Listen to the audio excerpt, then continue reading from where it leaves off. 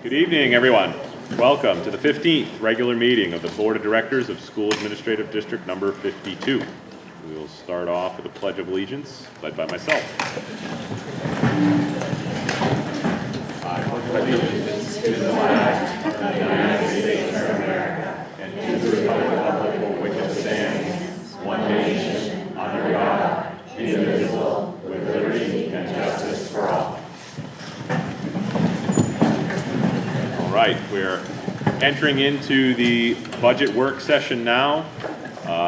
You'll see item 2 has a variety of points. We're going to actually insert an item to the agenda here between the superintendent's update and warrant article number 4. So just before we start addressing the warrant articles, we're going to revisit warrant article 9, which is facilities and maintenance. So just after the superintendent's update, but before warrant article 4. Otherwise, Carrie, feel free to. All right, so we'll start tonight with answering some questions that came up from the last meeting before I provide you with the update. So they're in no order, just how Gabby wrote them down. So there was questions from when I brought information on the Title I grants, the supply lines, what kinds of things are coming from that. So I have a couple of examples. 2 of the higher price ones, $1,400, a reading series classroom set. Reading Series 2, $1,000 for various leveled literacy intervention books that are used for students. So again, reminder that Title I is money that is dedicated for students who are economically disadvantaged. In some cases, LEADS is a school-wide one, so those interventions can happen across the school. So another example was from Amazon, easel paper, small group management pocket chart, I don't know what that is, storage baggies, things like that to put the books in. So that's the kind of stuff that we're purchasing from those supply lines. The question came up around renovations at Turner Primary School. There's 2 sections of that school if you've been there. In each wing there's like a little horseshoe, what do you call that? Like a little, like almost a stage. A little stage gathering place. There you go, a little gathering place. And so Kim's here, so she can answer more questions. But she provided me with some information about why why that renovation is being requested. So one, right now interventions are taking place in the hallway. The book room, which is also used for ELL and speech, is going to become a classroom. If you remember, we're adding a teacher to that school, so they need an additional classroom space. So those things will need to go somewhere else. Close to capacity in terms of classrooms needed for instruction. Common areas are currently being used for instruction, which means that they're distracting because people are walking around. So they're being used for instruction right now. And then they've also become a safety issue in that students who are dysregulated are running and jumping and using them in ways that are not safe and appropriate. Kim, I don't know if you want to add any more. Pretty summary. Okay.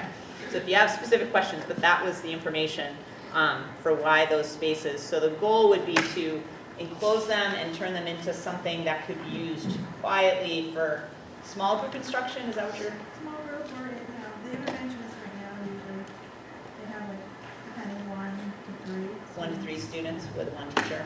Okay.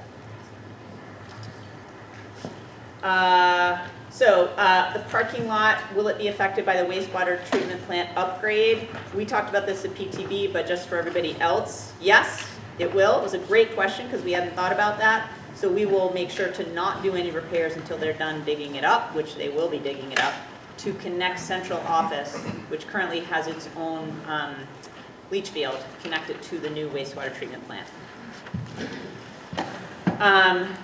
I had a quick conversation with Doug about the space at Green Central School. No concrete plan right now for what that is. Yeah.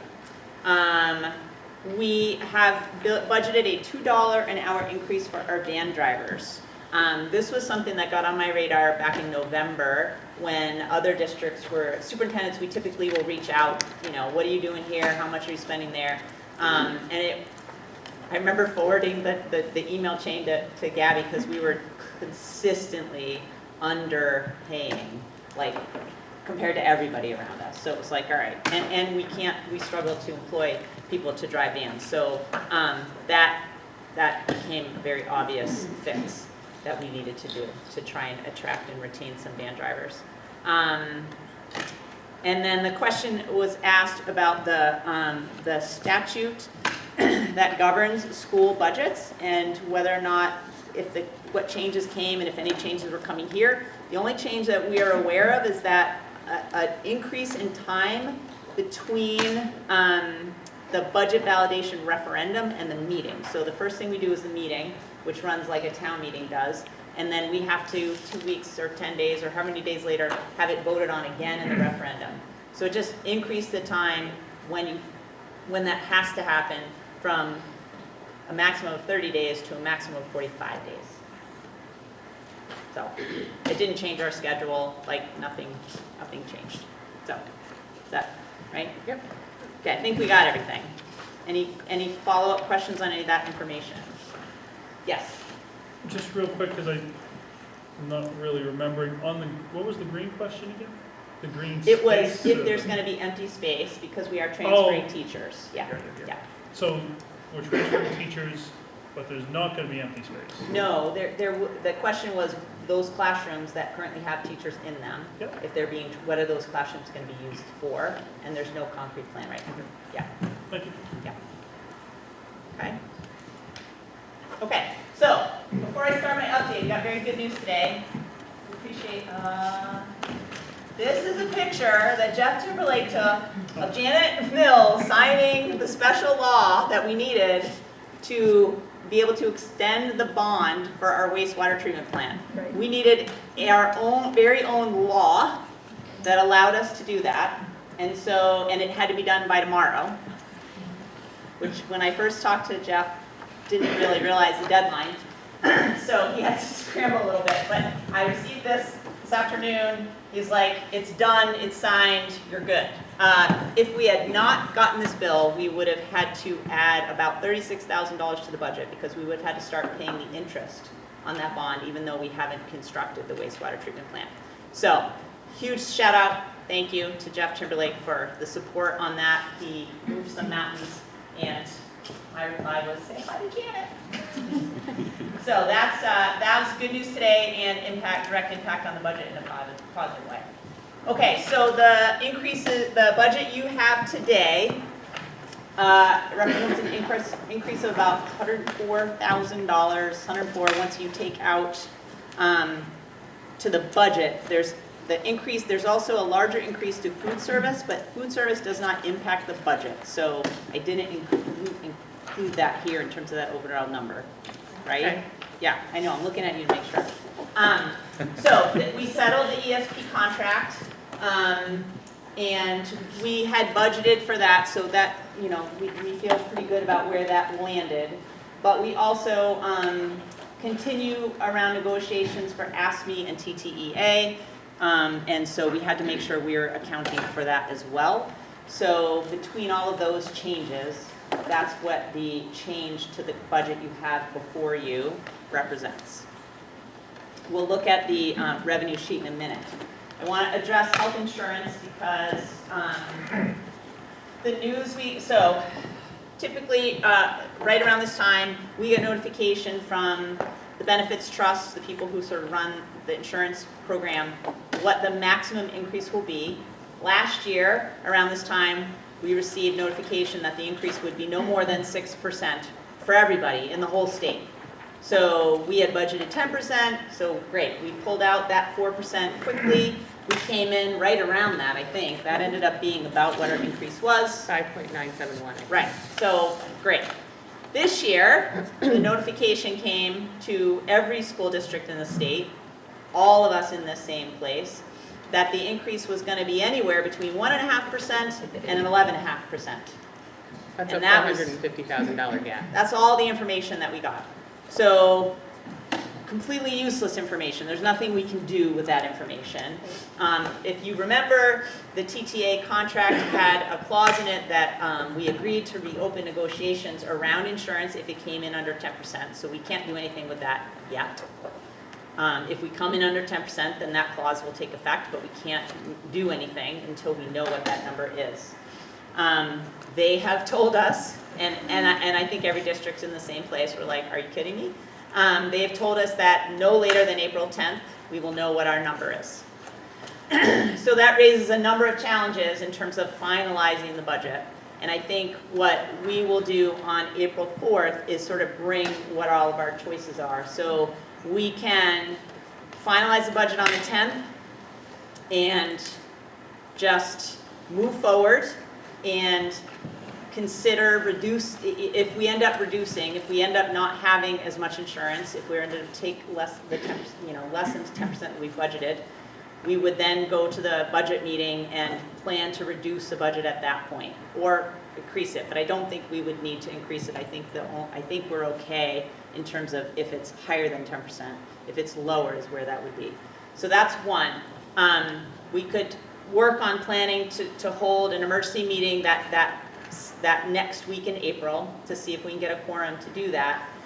I think we start to run into some decisions around printing the budget book and how much time we feel comfortable making sure that people get the budget book before May 2nd, before the budget meeting. And I think that's going to be some of the calculations that we're just going to have to make, because we can wait. It makes that delivery of the budget book by the budget meeting trickier. So I think that's really the deadline that's going to impact sort of what decisions we make. So Gabby and I will work for next Thursday, have a really clear sort of process, because maybe by some miracle we'll know by the 4th. Like, it's any time between when they notified us and April 10th. So maybe we'll know, and maybe this problem will go away. But if we don't know, then we've got to have, like, what is plan A, plan B, plan C, plan D, what are we going to do to try and finalize those numbers? So, questions? Yeah, it was like it was, of all the options we could imagine they would send to us, that was not one that we even thought about. So we were like, okay, you might as well have just told us you can't tell us yet. That would have been as useful as what they gave us for information. So, okay, so Gavin, you want to talk about updated revenue calculations based on what we have? I know this is so small, like. Yes. So It's if pretty you turn to the first section of purple documents, it would be the second page, the revenue sheet. What we did, as Carrie said, is added approximately $104,000 in based on those negotiation items because of the health insurance. And that did increase the amount that would be going to the locals by that exact amount, and it raised it from 2.15% to 2.84%. It increased the local additional line, which is under D, and the very bottom number. Oh, hey, you made a bigger I thing. did, I made it bigger. I didn't highlight them in yellow. So Sorry. the total increase to locals right now is 2.84. Our budget is up 8.2%. The increase to the locals is 2.84, with that looking different depending on the town. Yeah, now it's highlighted. Questions?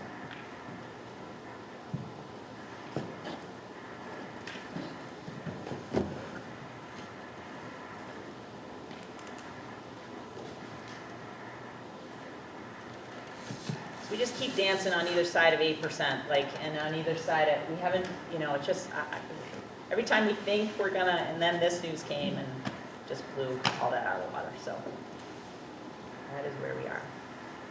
And I do think if we do come in at 10% or like this is a good solid final number, I think. I don't think. If we come in at 10%. Yeah. If we come up a little bit higher, there's still some wiggle room that it may not change, may not change a ton. So we'll have to look at that, but feels like that's where we are.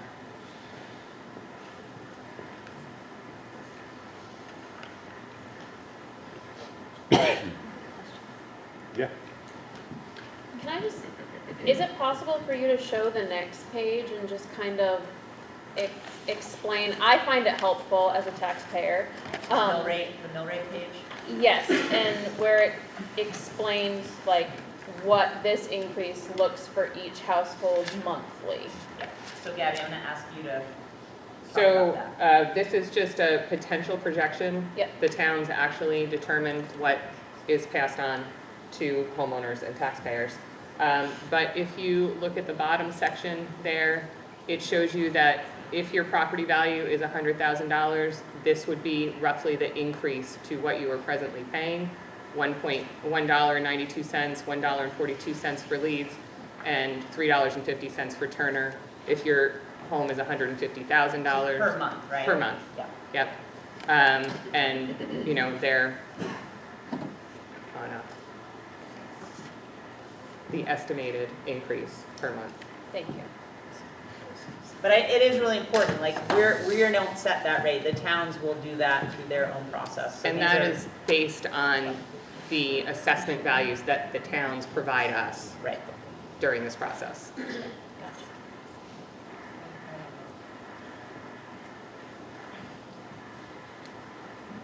other questions on that?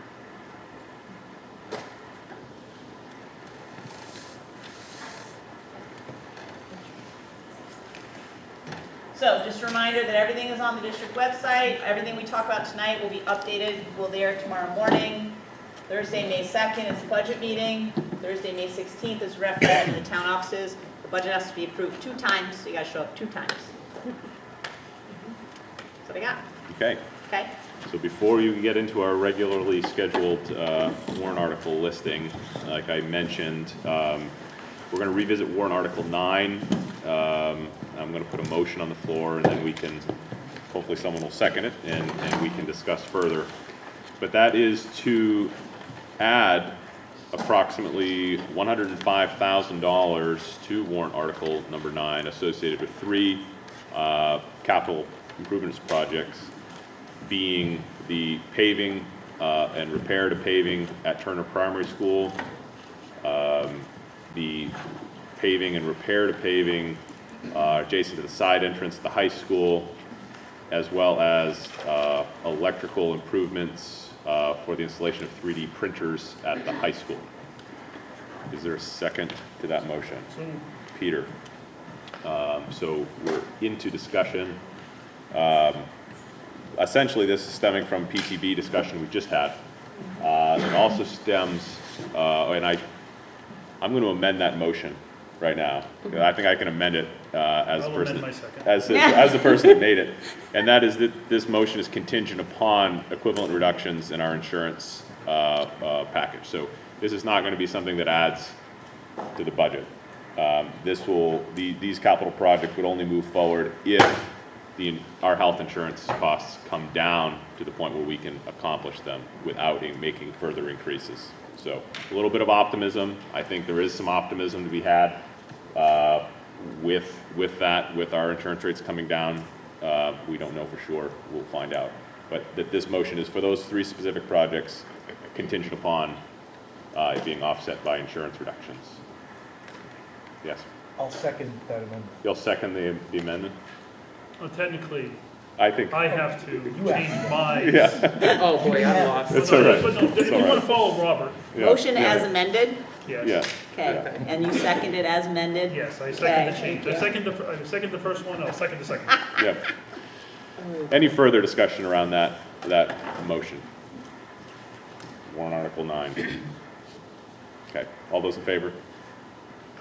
Wonderful. We can now move ahead with our scheduled selection of warrant article discussions, which will start with warrant article number 4, other instruction. So I will invite up our administrators to begin that conversation. Do you want me to press the button? No, I can press the button. Do you need a table? Okay. So I'm gonna go first, Joe, but I'm not first in the sheets, just so that, Yep, yep. let me find myself up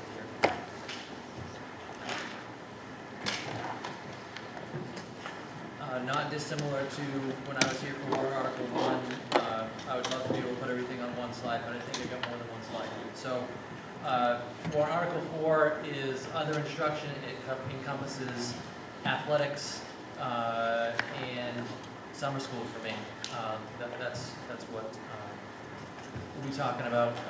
The budget as it sits includes the funding for a full-time athletic trainer. We talked about this, and I believe that in the packet that you have, there is the request for a new position that outlines the athletic trainer. That is a direct result of us no longer being able to contract with an outside vendor for athletic training services. That model just simply doesn't exist as it used to.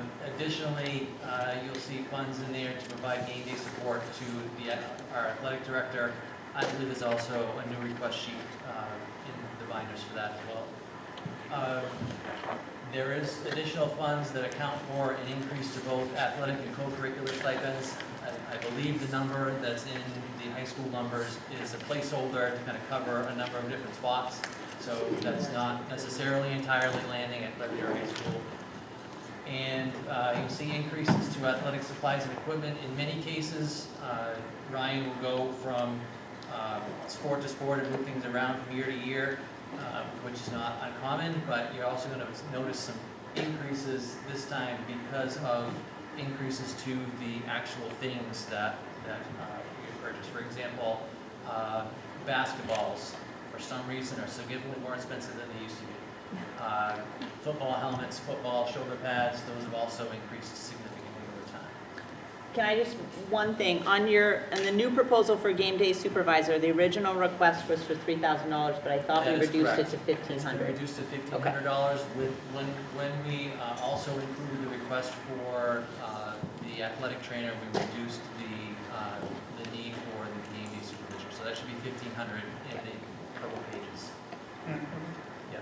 Real quick, and just to clarify, the athletic trainer, will that be a district employee at this point? Yes.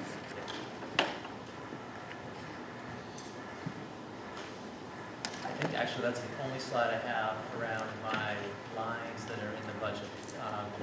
The additional slides will come after Janet. Okay, Okay? sure. So, should we? Do we want to do the whole thing? I would assume we'd do all the, Yeah. and then we'll go line by You line. can do your thing.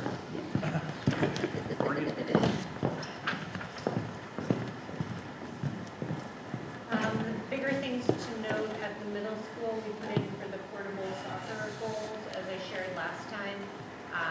We have 4 soccer teams and a football team that share the same field. And so by getting some portable soccer goals, we can be creative about where students practice, especially in our games.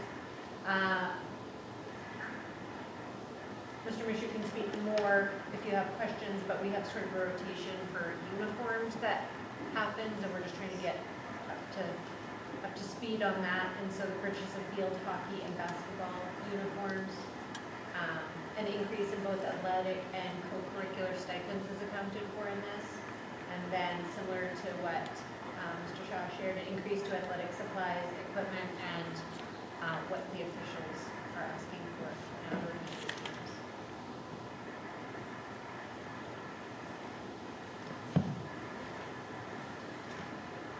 That's it. Yeah, okay. Any questions?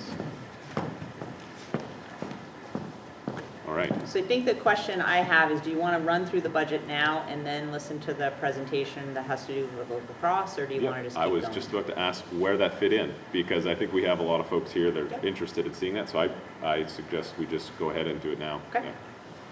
Yeah. And then we're going to be open back to this budget. Yes, Okay. yes. I'm back. So the other slides associated with warrant article 4 are specific to lacrosse. We've talked about lacrosse a number of times.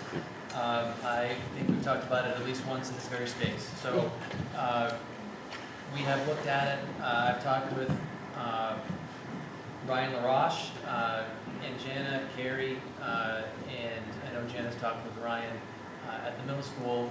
And we have a proposal for lacrosse with a 3-year phase-in process. I can't say that it's exactly the same, but it's very similar to the process that would have been used when ice hockey was added in the early 90s to phase it in, the district picking up additional costs as the program moves forward. So I'm going to go through that in a little more detail. And I think different than in the past where we've kind of talked that in a more abstract conversation, this is much more specific and I think pointed. So year one would be next year, 24-25, where there'd be a middle school boys program, both high school boys and girls at a junior varsity level. So one of the differences between now and when hockey was added, there was the possibility to run a club-style team through the high school. That doesn't exist anymore.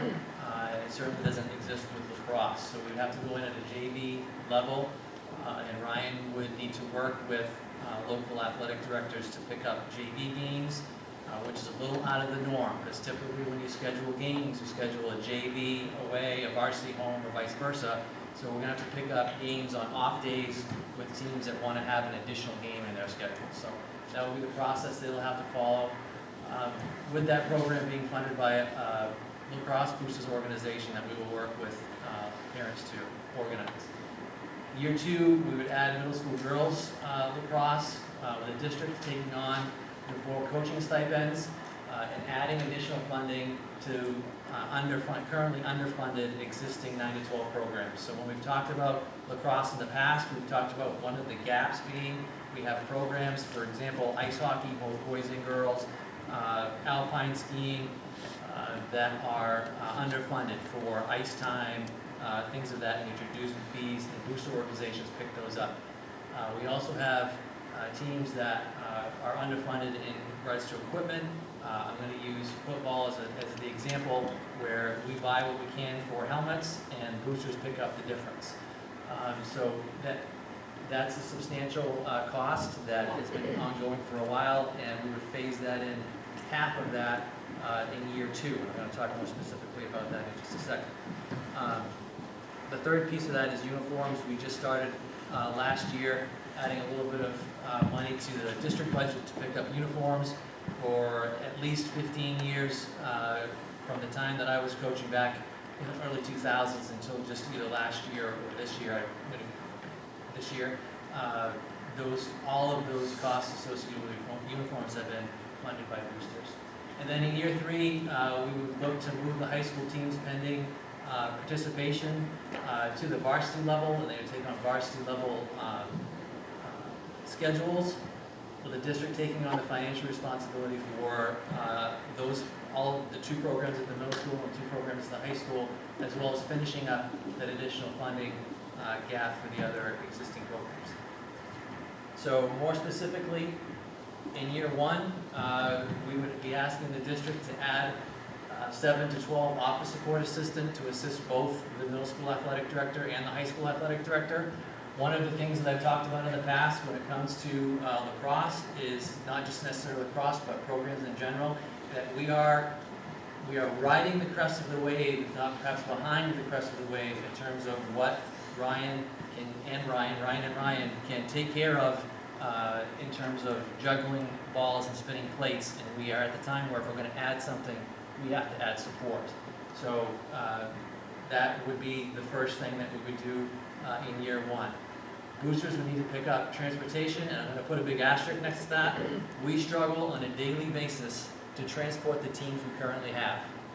We struggle on a daily basis, Jim's not here, to get our kids to school. So that's a big asterisk, like assuming we have buses to transport students. That's the transportation cost for 3 teams, a team at the middle school, 2 teams at the high school.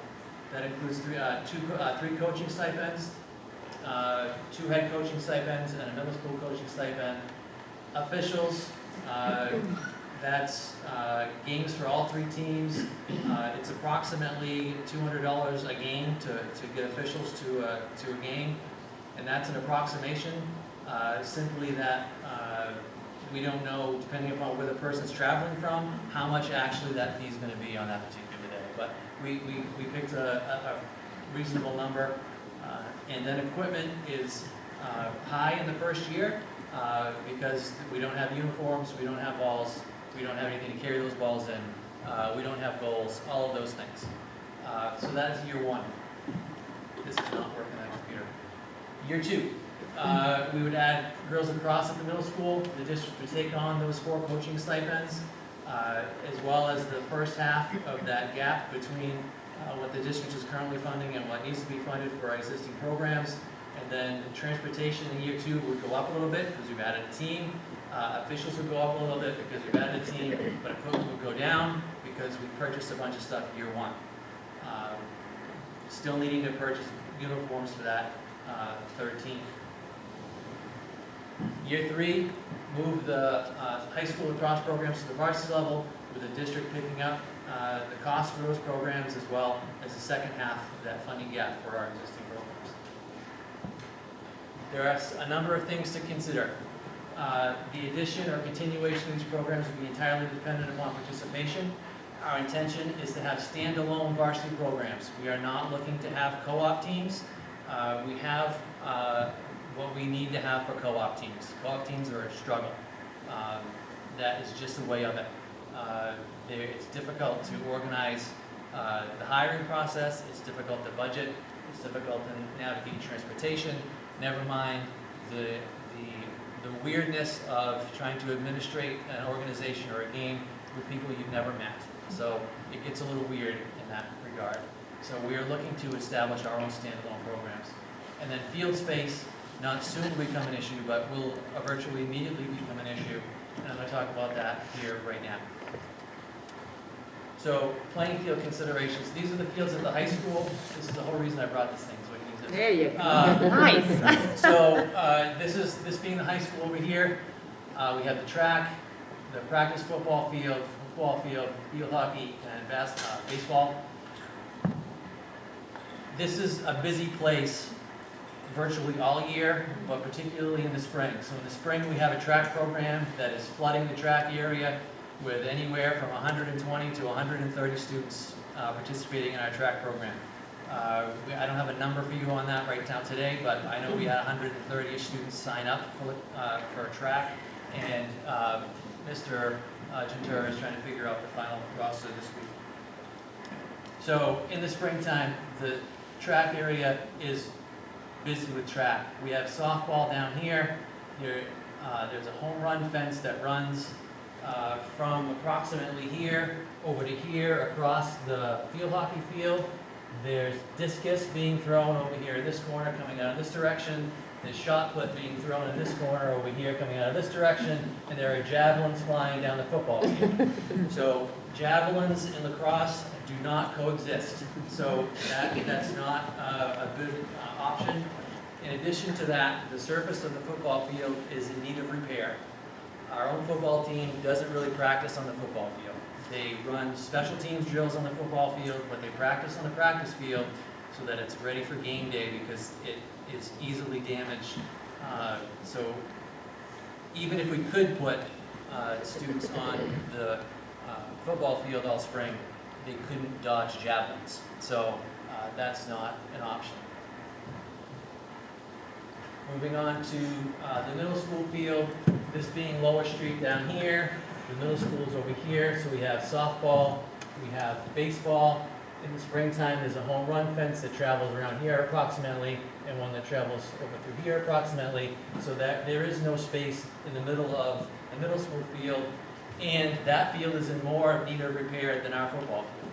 So putting 2 or 3 more teams on that field in a wet spring condition is not a viable option either. The option that does exist is the field over by TPS, this being Lower Street over here, Turner Primary being over here. There's currently a soccer field there, middle school field hockey plays there, and I believe the youth lacrosse is used that field, is that correct? So that field does exist. In talking with Dave Coburn, there is a possibility that the field is currently oriented in a north-south direction, perpendicular to Lower Street. There is the possibility, if space permits, to switch the orientation of the field so it runs parallel with Cobb Road, and we have 2 fields. That is entirely dependent upon how it will measure out and where these drainage gullies go. So this isn't a great 3D rendering, but there's a drainage gully that travels through here, and depending upon where those slopes are, will be dependent upon whether or not those fields can be turned to run 2 at a time, so as to not have students having to practice super late into the evening.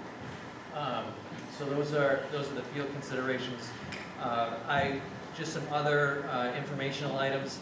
We did do a Google survey of students in grades 8 through 11. In that survey, we had 10 current 8th graders, boys that expressed interest in participating in lacrosse, 37 students, grades 9 through 11, boys that indicated they would be interested. We had 19 girls, grades 9 through 11, and 4 8th grade girls that expressed interest. And there are a number of students in the lower levels that are currently participating or planning on participating in youth program. The numbers are pretty consistent down through, but there's like 20 in the 7 to 8 range, 23 in the 5 to 6 range, based on the numbers that Jana was able to get. Evan, Yeah. just for those of us who aren't that familiar with lacrosse, what does a team consist of? I believe it's 10 and a goalie, is that correct? 10 including the goal, so 9 in the goal. I knew there was a 10 there somewhere.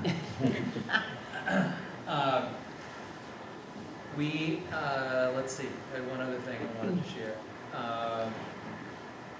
We have, I guess I can skip it at this point, but just as a matter of reference, by adding lacrosse, I think that takes our number up to like 18 school-sponsored athletic activities. That's 18 of the 22 that are sponsored by the MPA, so we'd be doing pretty good for a school of our size to have that many programs that are offered and populated. I think that gets to the end of my slides because it moves on to the next one, so Okay. that's that. I would answer questions. Yeah, and I think even if we decide to table this, I think it's worth making a motion to at least be able to start discussion around the item. So I am going to propose a motion that accepts the proposal that was just presented by Principal Shaw. Is there a second on that motion? Seconded by Bree. So that will open discussion. And just to be clear to everyone, this is currently not in the budget. So this motion here is to accept the proposal, which would put lacrosse into the budget. And again, I think there's some discussion to have around this certainly, and discussion that may take beyond tonight. So there's certainly the option to table this to a future meeting, but at least now we can talk about it quickly. I'll say that I have several thoughts just off the bat, in that there are 3 very significant issues that I think Principal Shaw raised around adding lacrosse, or adding any sports team for that matter. I think we heard about the stretch that we currently have already, our administrator's time as the athletic director, and the ability to administer all our current programs. I think being gentle in saying that we're maybe at the crest of the wave. I would say, from what I've heard and my understanding, is that we're pretty overstretched there already. And you know, the other side, you know, another one of these major issues is we're currently underfunding a variety of sports programs, and that, you know, unfortunately seems to be something that may be necessary to have these programs, but you know, certainly something we should take a look at. And I know that from my own perspective, I would really like to know more about that, frankly. And I think, you know, we had talked about that a bit, Carrie. I would probably like to see us talk more about that on an agenda, perhaps next fall, or maybe sooner, depending on how that fits into our schedule. But I think it would be good for us to take a hard look at that on its own, regardless of this lacrosse issue. And then the field capacity issue, which was very well explained. I mean, I think we've got a situation where we are at capacity with our current fields. I can say we're currently in the process of evaluating fields as part of the Plant, Transportation, and Building Subcommittee. We're in a capital planning exercise, evaluating our fields, and what we might need to do to improve them is part of what our ongoing evaluation. So I think, and as much as what you said was perfectly clear, I'll also just add in that I remember jumping over hurdles and pole vaulting in the parking lot at the primary school as well during my time. So I wish we would have had a track at that time. I certainly think we want to give our athletes the best possible experience here, for sure. But I'm hopeful that at least maybe in the short term, until we figure out the field planning exercise that we're currently going through, that we could make something work if we needed to. So from those three different perspectives, I almost feel like none of those individually should all be put on lacrosse's back per se. But they're all things we certainly need to be thinking about moving forward. So with that, I'll open it up to anyone else that wants to speak. Go ahead. So year one, it says middle school boys, high school boys and girls. Is there any concern with Title IX where we're opening up 2 boys sports, 1 girls sport? I always thought we had to be even with our distribution. I think ultimately we do need to be even with our distribution, which is why we're looking to add in the second year. I don't believe, and I would ask Janet to jump in if she wants to, but my understanding is that without an additional year to get ready for it, I'm not sure there'd be enough interest at the middle school level for a girls team. Is that accurate, Janet?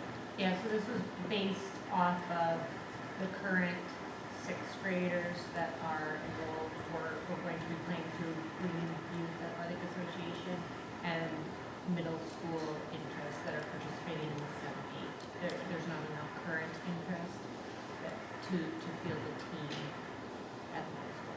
And at this level, are we allowed to have co-ed teams? Or like, how does that work? Like if we only have a boys team, but we have 4 middle school girls, like I don't know what the rules around that are. Yeah, the sports are so different, they can't play co-ed. Schools do that. Even at the high school, For middle school example, level? Oak Hill last year, they fielded the varsity team girls on it. Oh, but did they play the boys' rules? Yes. Ah, okay.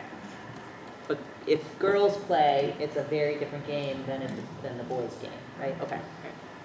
Yeah, just to, Thank you. my understanding is there are very different girls' rules and very different boys' rules. So I'm not surprised that was your answer, but I'm also not surprised people are making it work either. So, yeah. Good to know. Yeah. Go ahead, Peter. Couple questions. Also, I was surprised to hear different size fields too. Girls Yes. lacrosse field is a different size than the boys lacrosse field, which I was There's a flabbergasted. happy medium that some schools land on, so you'll have to have one set of lines, but oftentimes they don't. I agree. I would love to see us try to figure out how to work lacrosse in this year. And if the more opportunities we have for any of our students who are looking to do this is great. I do feel that we're throwing a lot of things, as Joe said, on lacrosse's back. This really isn't a lacrosse proposal. This is a athletics program proposal, and that bothers me a little bit. If we were at the point where 2, 3 teams are forcing us to hire another whole position, then why wasn't that in the budget to begin with and being looked at when we were looking at all positions?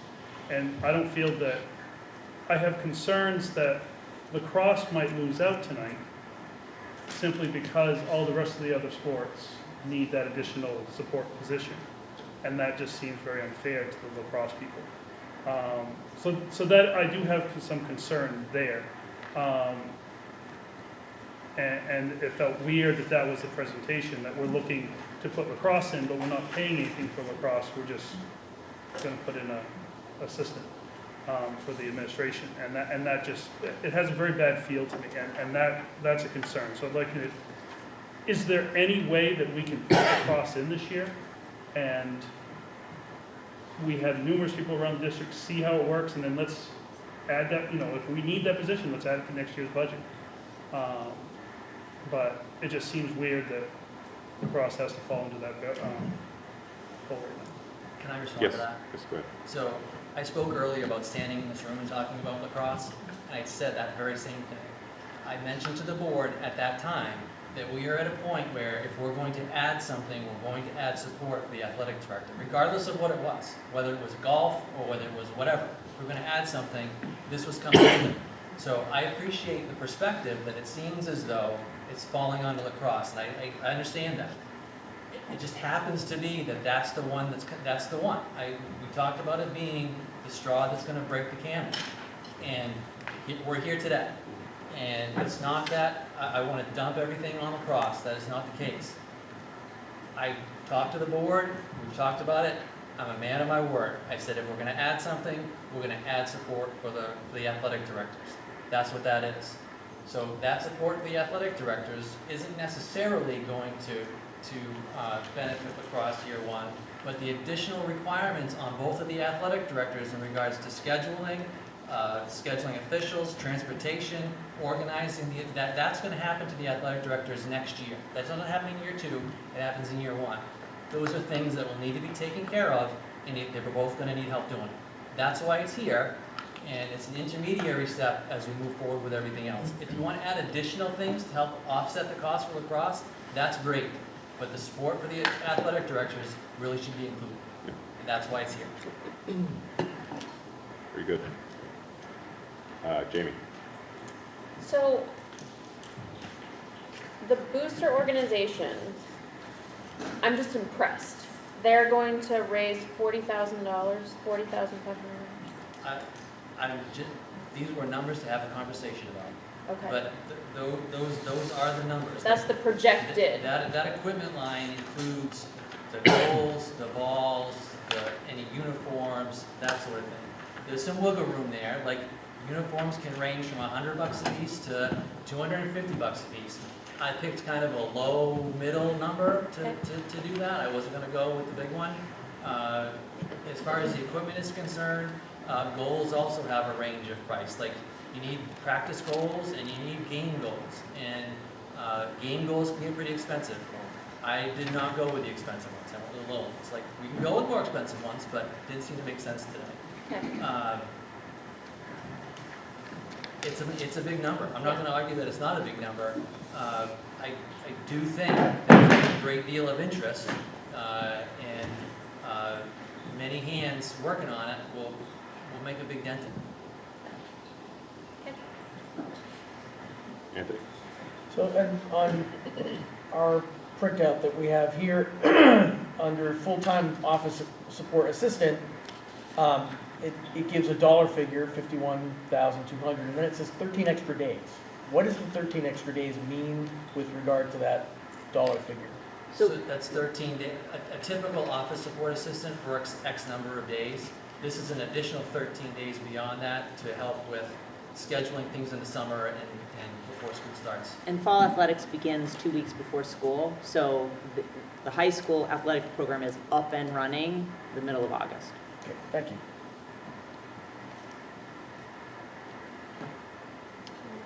Yes, Peter? Would we need a full-time office assistant?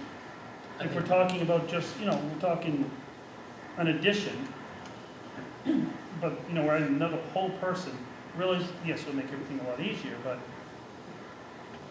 if we brought in a part-time one for a certain number of days, somebody, that, it just seems to me, okay, it's gonna take the weight off any additional problem that lacrosse might bring on, as well as work down on some of the loads you currently have. And I'm sure that, with the right chance, I might find the right person for, even a part-time one, somebody who's interested in athletics. Can I respond to that? Yeah, please. So I'm not going to stand here and say that we won't take whatever help we can get, because we'll take whatever help we can get. To go back to your previous question about why it hasn't been included in previous budgets, we are constantly evaluating what to include in the budget and triaging things that we need to have in order to maintain what we have, and things that really we probably should have to just keep things working at a better clip. He could probably, I say he, the Ryans could most likely use a full-time person now, and I appreciate you acknowledging that I was maybe being a little lowballing on us being past the crest of the wave. I think we're past it, Peter. Like there's a lot of stuff going on behind the scenes that just requires constant attention, and it's hard to do. I'm just going to give you an example. So I went to go see Ryan the other morning. I had a question about some figures that we were trying to pull together for today. I actually saw him on Monday, I think, and I went in the day before yesterday and was asking him about it. And it was like 8:30 in the morning. He goes, I'm almost done. I've been on the phone for an hour and a half trying to outrun a rumor about track. Like, there was a rumor going around that started somewhere. Somebody said something about race walking not being scored in meets anymore. Well, all of a sudden the world blows up, and he's going to try to answer questions from, because he's a track guy. So coaches from all over the place are calling him. Well, I mean, that's just a regular morning. So having a person, a full-time person, to take care of some things while Ryan's trying to put out the world on fire. Why isn't the race walk being scored? That's stuff that we needed. If we could do it with a half one, I think we've worked together long enough to know I'm going to come with what we need. I really think we need a full one. Go ahead, Anthony. So the full-time athletic trainer and the support assistant, those have dollar figures associated with them. Is that salary alone, or is that inclusive of benefits? That includes benefits. Thank you. Yeah, I just want to add quickly to what was just said too, and that is to highlight that our recently revised strategic plan does promote the expansion of athletic opportunities as well as non-athletic opportunities. And we've tried in this year's budget to do that, certainly with on a variety of fronts. But I think if we're going to continue to do that, it's going to be a problem if we continue to butt up against this administrative ceiling. So it's like I said about the underfunding of some of our other programs, perhaps maybe revisiting how we are, structuring the, athletic director, middle school athletic director, support staff, whether there should be one full new person, how much more we can get out of the athletic trainer or not. I think that may be these are big issues that are all rolling into this one issue of lacrosse right now, but clearly highlighting things that we should be looking at harder as we move forward, perhaps later this year or early next year. So go ahead, Carrie. I'll just tag on that, and I've said it before, but I think it always bears repeating. The volume of students that participate in this district is extremely high. So it is money that is the board is putting into something that is 50% of our middle school and high school kids are doing at least one sport. So we're not talking about a district that's got 30% participation, and we need more. Like, this is kids are voting with their feet. They are joining the things they want to join, and so we've got to make some decisions around where the money goes around that. 1 second, Kyle. I just want to add one thing onto that, and from my own perspective, I love our high participation. And I would love, if there were awards for it, I want to try to win that award every year, because I think that the more kids we have participating in these programs is just better for our kids and the community as a whole. So I'm very excited about that. But go ahead. You bring up a good point with the participation. We know how many kids are actually would be interested in lacrosse that aren't currently playing sports right now. I don't have a number on that, Kyle. I'm just wondering if there's these are all new students that potentially are not even playing in sports. I can speak to it anecdotally, but I can't give you the concrete number. Yeah. So when we did the survey, it was on a Google form, so I was able to go on the responses and look at names. There were a high percentage of the names that responded yes, that I would not recognize from other rosters. If that makes sense. Yeah. It's a great question. Peter.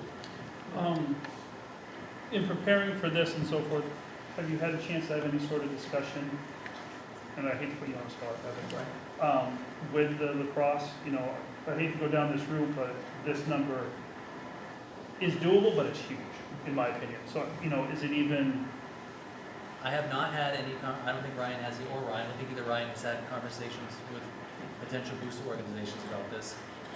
And for one reason and one reason only. I didn't want to go and have a conversation with parents about this is what we need to do, and then find out, no, we're not gonna do it. So, if it's something we're gonna move forward with, then that's something that we will move forward with on our end.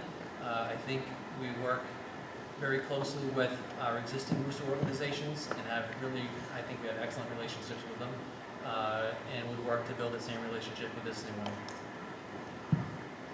Yes. Do we know, like, surrounding districts, like, how many within our playing teams that, like, are participating in lacrosse? Like, where would we be transporting our children to? Like, are they, like, the same schedule as our soccer teams, baseball teams? That's gonna be a little more difficult to answer. I might lean on Ryan a little bit. It's gonna be very difficult to answer in the first couple of years where we're doing the JV, because it's gonna be so haphazard in regard to who we're able to pick up games with. It'll be a little more concrete at the varsity level, simply because we have to be a part of the scheduling process. But I would say it'd be fairly similar to our soccer, baseball, softball schedule. Does that seem right? For the most part, not everybody has lacrosse, kind of like ice hockey. So you pick up a few more schools from other conferences. We would probably pick up schools from the Western Maine Conference. So it wouldn't be in an odd way. We'd actually probably pick up people closer to us. There's a Gray New Gloucester Poland team, for example. We'd likely end up picking them up on our schedule. The region has a team with Freiburg, I believe, and then Yarmouth and Falmouth, like all of the schools kind of around Portland that have lacrosse for forever. Like, won't be very good games, but there'd be people we probably pick up games with. And so my follow-up to that is, do we have any obligation to transport our students to games? Do we have any obligation to provide transportation? I don't think we have a spelled out obligation to transport. I think we have, this is just my personal opinion, I think if we're gonna have programming, that we have an implied obligation to get our students to the events that they're going to. Is that? I would agree with that. Okay. So, that being said, we have had transportation issues in the past, and when that happens, we have a mechanism in place to work with parents to make sure our kids get to where they need to go. But on a regular basis, I think it is incumbent upon us to have our kids all together and arrive and travel to wherever the destination is. So where are the lacrosse teams playing now? If our fields are all booked up, where are the games happening now in practice? They aren't. We don't have anything. Are there So not? the youth athletic programs, they're using the field at the primary school. Okay. Are there any other fields that you guys are using, or is that the only one? That's the one we have to use right now. Okay. We have 3 other options. Yep. Which means if it gets used for the We have team, other- you'll have other we have other places to places go. to go. Okay. Peter? When it comes to field, is it, looked like one of the really only options at the high school level was the football field, which is used by the javelin, which I don't know what the participation in javelin is, but I'm sure it is. But, like Joe was saying, we might be able to find, something can be worked out if we needed that field. But is that really also kind of being looked away from for field protection as well? 100%. So, it, Yep. Javelin might be almost part, it's not really the main reason. No, if we were put a percentage on it, I'd say it's like 60-40. So 60-40, we're trying to protect the field, 40 javelins on it. It was in great shape last year, it rained all summer, right? Like, it was awesome, and it stood up well into the fall. But with additional traffic on it, particularly in the spring, it won't last.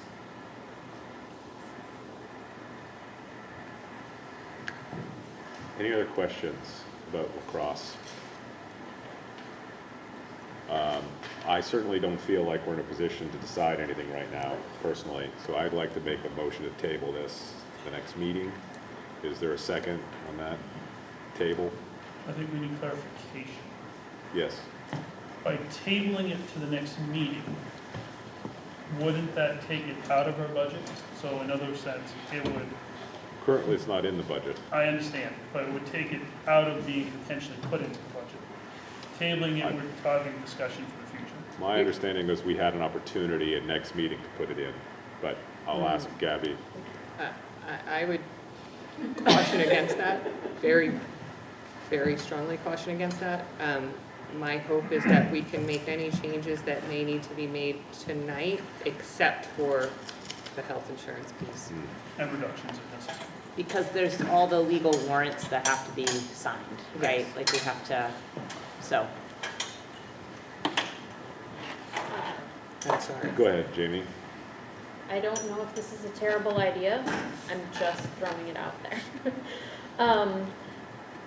So you, on warrant Article 9, we brought up these things that we Yes. said, these will be put in the budget contingent on Mhm. our health insurance coming in under.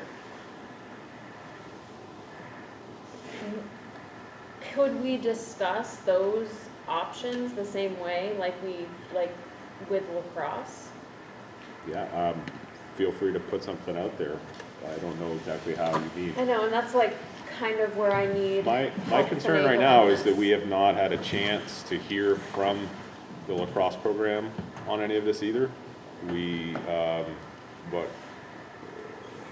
again, how realistic it is that the boosters can come up with that money. Or, well, we have comment coming, but it's not until after we would have talked about this. So I was hopeful that we had a chance to get some form of feedback, and wait a week. But go ahead, I'm cutting Kyle because he, It's fine. Kyle. No? okay, well, so my thought is that, so worst case scenario, we approve this tonight. Boosters cannot raise $40,000. And we have extra support to our athletic directors that we're hearing even before we add another athletic needed. Mhm. So I guess I just wanted to say that out loud. Sure. Yeah, like that's worst case scenario. The worst case scenario you're saying is we're overfunding staff support to the athletic department. But Kyle. From what I've heard from the boosters, it sounds like they're pretty well funded already, and I think that would continue. And like, they can correct me if I'm wrong, but I feel like they do have the funding in a lot of ways where I don't think it would hurt us Sure. in that respect. Well, no, I think Anthony had you. Yeah. Would it be reasonable to open public comment for this topic only for our benefit right now? If that's so. I like that idea. That was my question. Yeah. Yeah. No. Then I move that we, Open public comment on this for this this, issue. for this issue only. Yeah, is there a second on that? Seconded by Peter. All those in favor? Okay, Get to read that. very good, Third time. very good.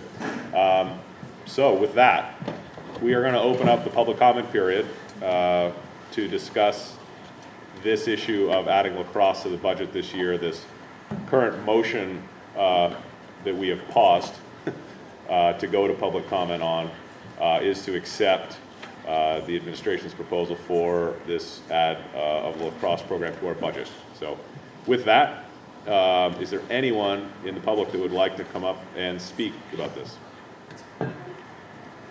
Please. Yes, Ryan Michaud. Yep, and I'll also add, sorry, I don't mean to cut you off. But we are going to limit this to 3 minutes, okay? And the same typical public comment rules that we have are going to apply. And that includes just stating your name and what town you're from to start off. Because I will speak about this again later, but citizen of the district or staff of the district is able to speak. So go right ahead. Okay, Ryan Michaud, Green, citizen and staff at Trib Middle School Athletic Director, Social Studies Great. teacher. I went through all of this last week. Would you So- try, Ryan, just to make it a little bit easier to hear, Stan? Yes. Yeah, Sorry, I think. thanks. No, that's fine. So this is the first time I've seen a proposal. The numbers caught me off guard, I'm gonna be honest. I'm currently running a program for 90 kids for less than $9,000.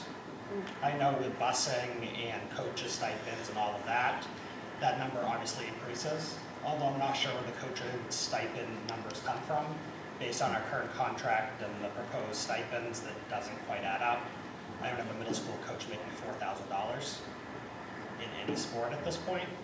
The lacrosse stipend would be closer to $2,000. High school JV stipends tend to be around $3,500. On average, I think it's 32, it appeared to be at that point. Pricing out transportation, we do have a middle school league, so I'm kind of speaking as athletic director here. With middle school league, transportation would be similar to soccer, basketball, baseball, which comes in about $1,200. So a lot of the numbers as it relates to middle school, I feel are a lot larger than they really are. At this point, I did not put together this presentation. I budgeted out, I had lacrosse coming in between $7,500 and $9,000, depending on different equipment that we need. At that point, I think we have a very strong movement for lacrosse in the district. Like I said, we have 90 kids playing in grades 1 through 8 at this point. With the high school numbers, we're looking at 68 kids expressing interest in next year's 9 through 12 graduating classes. There seems a lot of interest. I think that the funding can be there.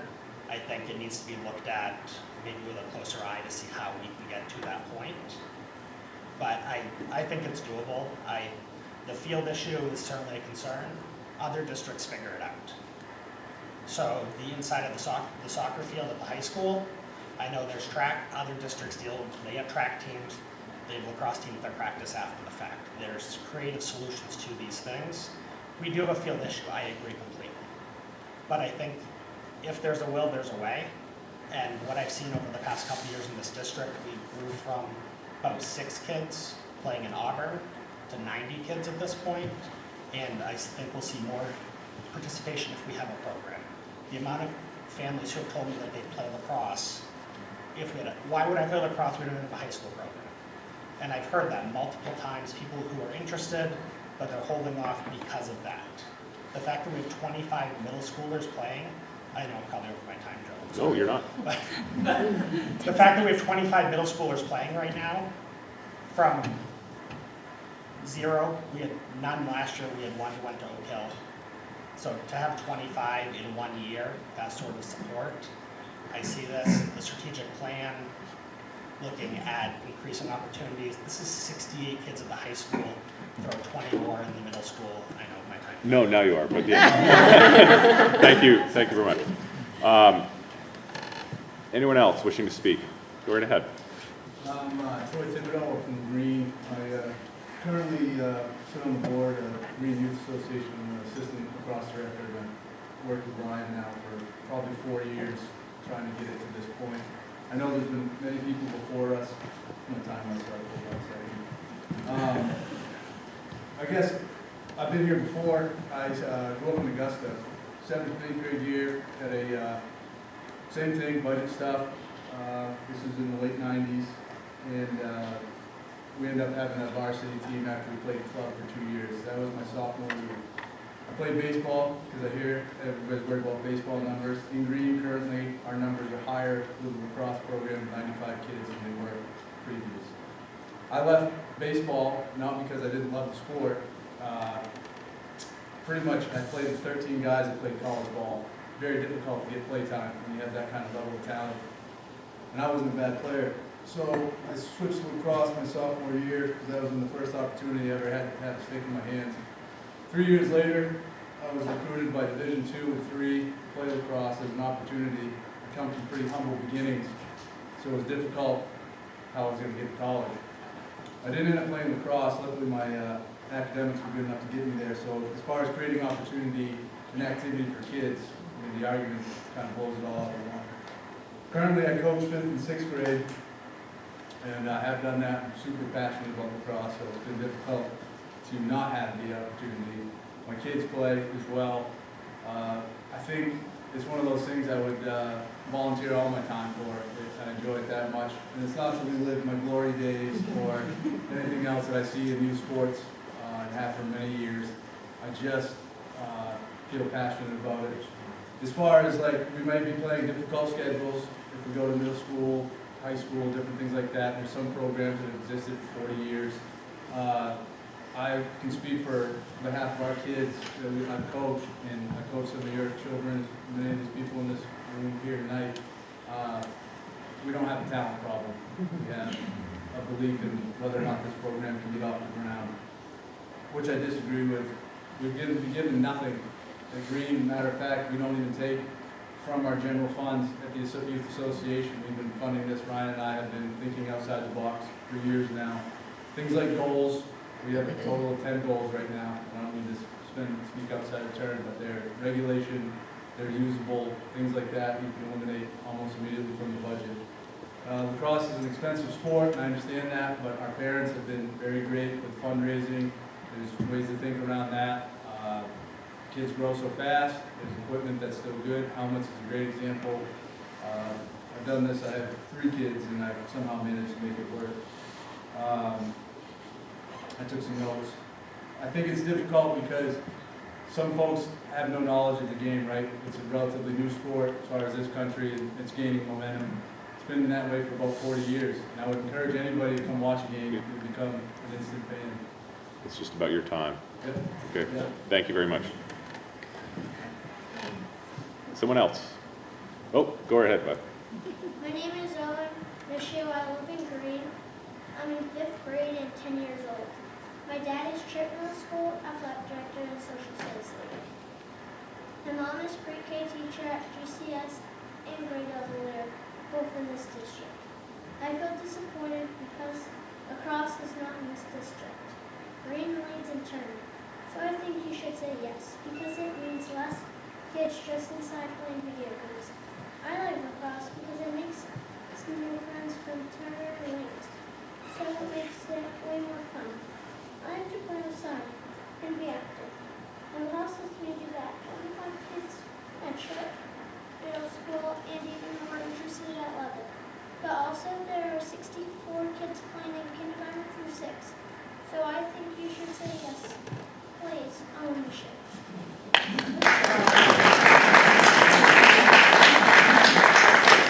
Good job, buddy. Yes, in the back. That was a good point. It's hard to follow that. I think that's pretty incredible. I come from a background in youth sports, so I'm a parent. I'm speaking here tonight as a parent. I have 2 kids that are involved in the lacrosse program, and one of the things that happens in youth sports is that we find a way. Kids come to us, they want to play, and we find a way. And I think that there's a valuable mindset there of let's find a way to let these kids play. I realize that it's expensive, but I also realize that parents want their kids to be involved and they're willing to help. They're willing to buy equipment. They're willing to do all of those things. That's what's happening currently within the youth program. Some of the questions that you guys raised tonight, when we talk about the athletes that Levitt has and the population of the school that's involved, we're turning out really tremendous individuals. And so, I mean, right now we have golf, football, track, and the swimmer of the year is coming from Levitt High School. We have a very vibrant sports program. It's a culture there. It's a wonderful, wonderful place. You talked about co-ed. I'm a proud auntie of a niece who plays co-ed for Oakhill High School. That was determined that she could play co-ed in Oakhill High School. You also talked about the teachers and if we can offset it with insurance. My only concern is that there is a huge movement that is coming from the middle school and high school of kids that want to play. There's positive energy there with my own children. And my concern is if we tie it to teachers and say, oh, well, if it's offset by insurance, that's concerning for me. However, I do hope that as we go forward with this, realize that the parent support is there, and I hope that we can find a way to let these kids play. Thank you. Do we have anyone else in the audience? Oh, sorry, please. That's okay. Catherine Leary, lead mom, also LYAA, we do Athletic Association president. Putting on 2 hats tonight. Green Youth Athletic Association has been an amazing partner for Leeds. We're very fortunate to have them in our community, put these opportunities out there for our kids, and really grow this program. I mean, you guys have all heard the numbers, things are phenomenal. Kids love the sport they're doing. We also have a lot of kids in our community who just aren't into baseball or track. We can't necessarily tell you how many kids are playing, like, that are coming from not doing anything, but I can speak to a handful of kids who are like, baseball's not my game, I'm playing it because of the opportunity that I have, but if I had this other opportunity, this is where I'd go. Clearly, these numbers are, our last year, we pulled a whole bunch of kiddos. This year, we're even seeing more kids that were playing baseball, that they've come to lacrosse because this is the opportunity they're looking for. When you guys mentioned field space, the reason I'm putting my LYAA hat on is we do have Tri Corner, which is a very unused field and is large and it can certainly hold lacrosse. So whether it's a practice field or a game field, whatever the case may be, that would certainly be available to the programs. And equipment has been mentioned a handful of times. We're really good about being resourceful, being passed down from kid to kid. As kids grow, the next kid will get the stuff, and it's still good to go. Transportation has always been something that we've had to do. So if we need to fill up my car with 6 or 8 kids, eventually we will. We'll get them there.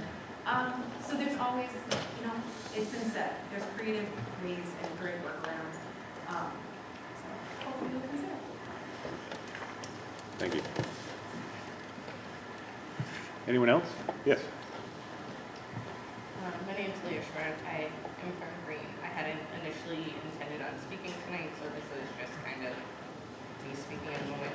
I want to say thank you to Mr. Mishu just because we have wanted our children to be able to play this sport for many years. You can go back and look year after year at this just kind of being shot down. It's been discouraging. It's hard for kids because you look at their friends.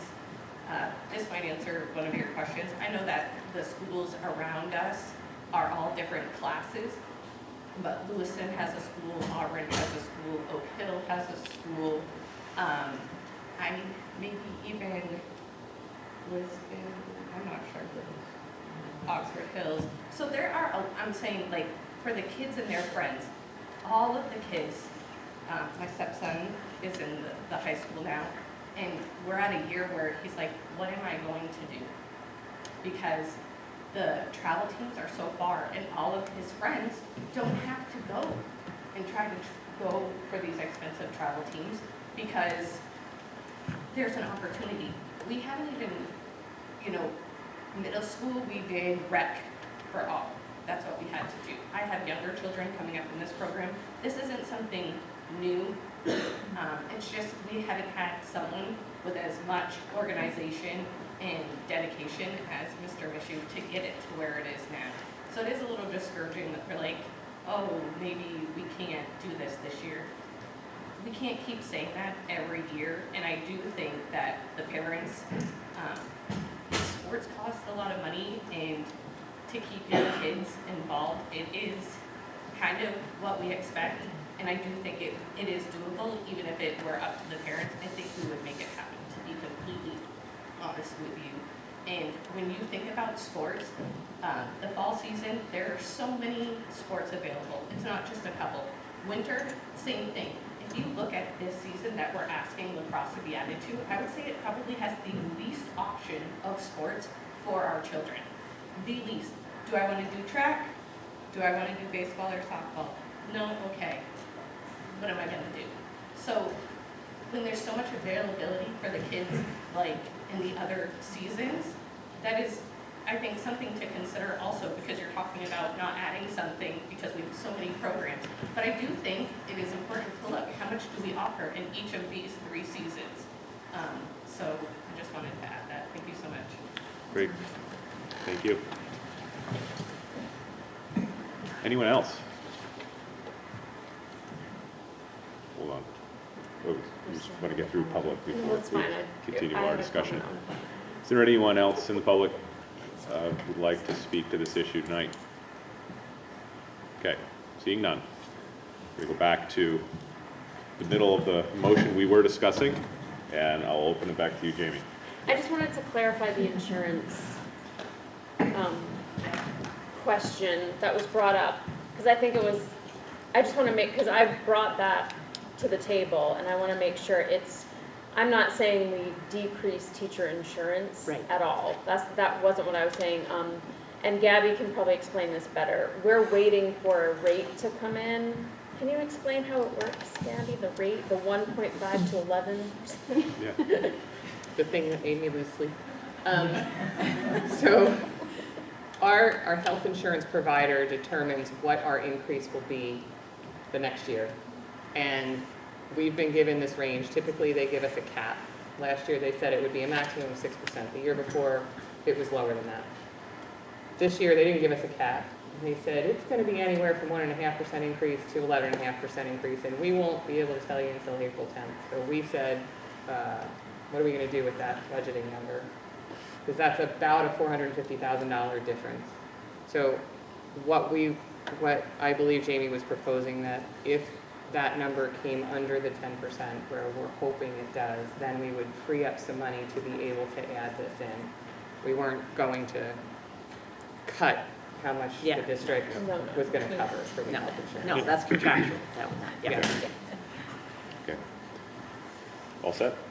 I'm all set. All right. Anyone else have anything they'd like to add? I guess I just. Go ahead, Jamie. Yeah. I feel like a lot of times we sit here as members of the board and we listen to community members and we listen to taxpayers and we listen to their concerns about the budget.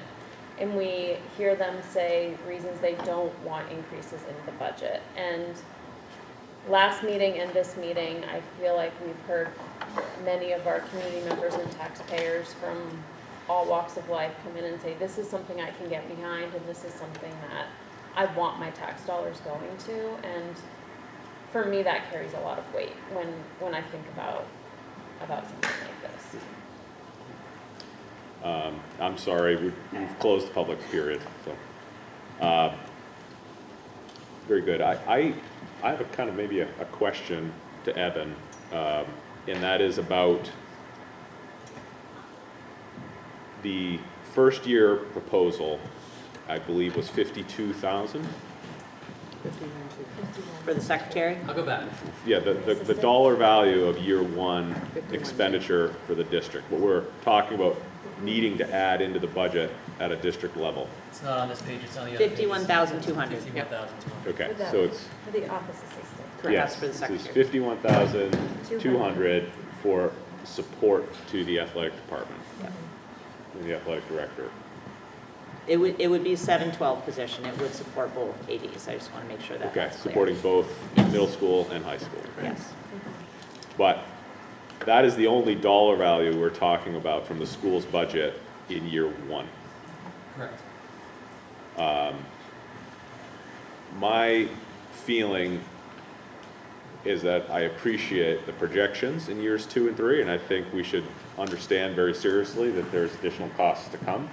But I would almost like to limit this current motion to be a simple approval of what we need to do for next year's budget, as opposed to trying to extend it into years 2 and 3. So I'm not sure if that's already implied, because we're talking about this year's budget, but the motion, I think, was made to accept the whole proposal. I think I would like to just truncate it, perhaps, to be that first piece for next year's budget, with understanding there are more costs to come, but that we're going to revisit those costs.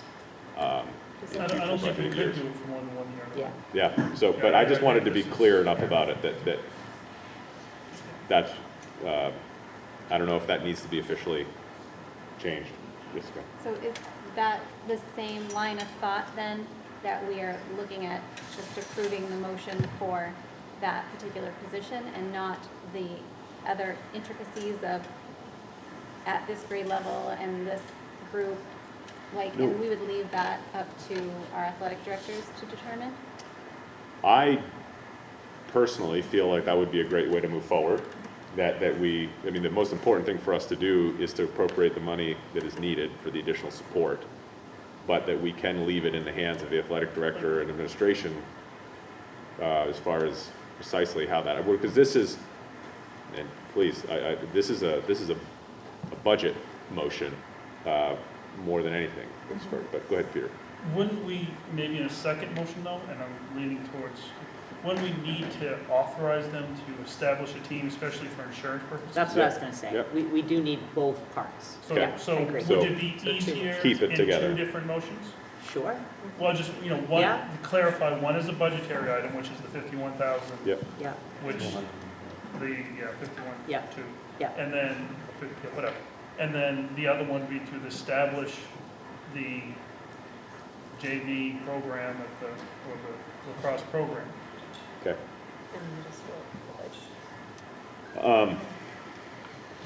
So we're in the, To determine the mi- budgetary amount. yeah, so we're in the middle of discussion around the motion of the whole proposal.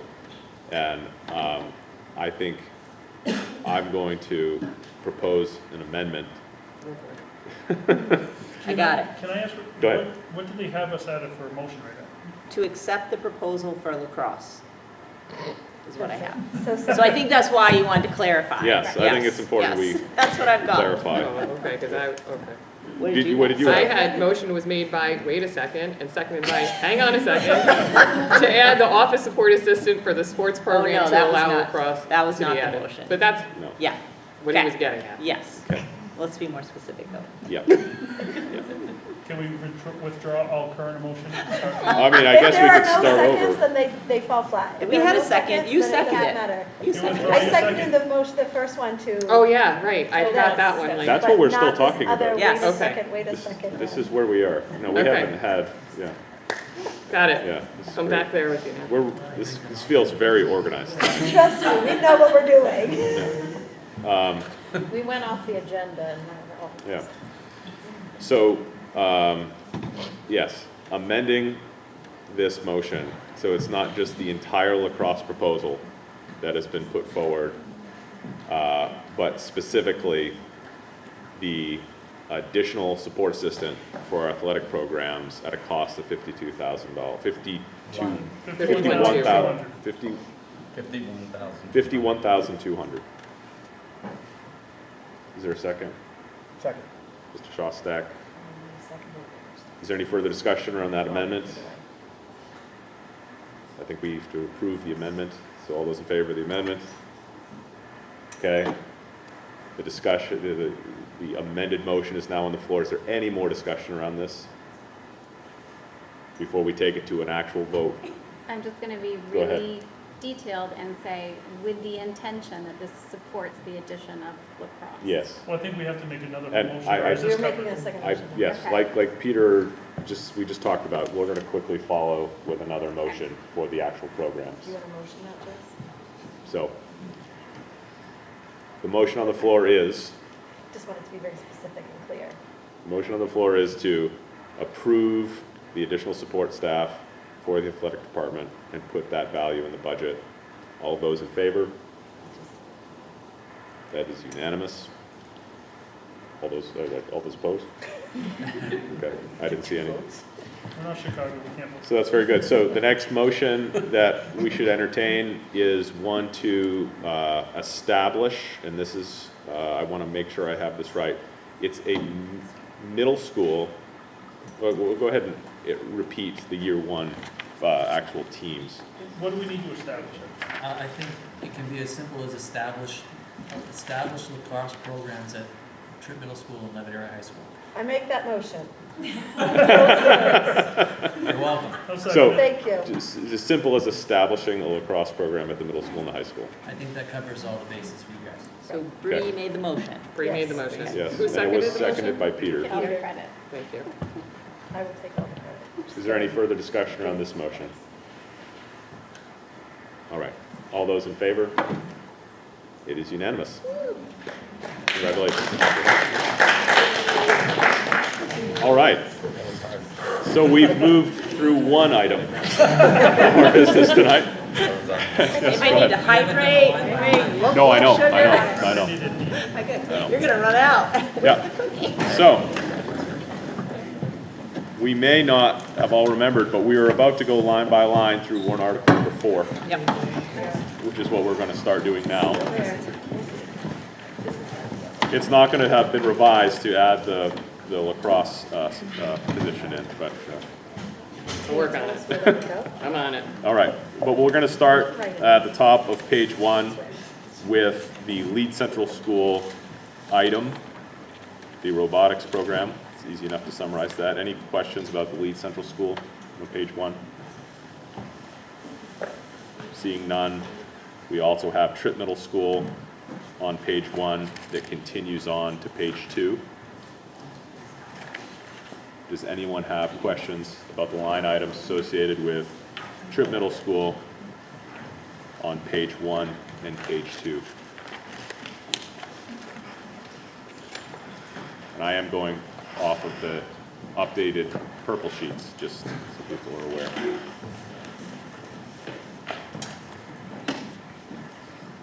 Not seeing anything on the middle school. Moving on to the high school, which starts at the end of page 2 and continues on to page 3. Any questions about the high school items on page 2 or page 3?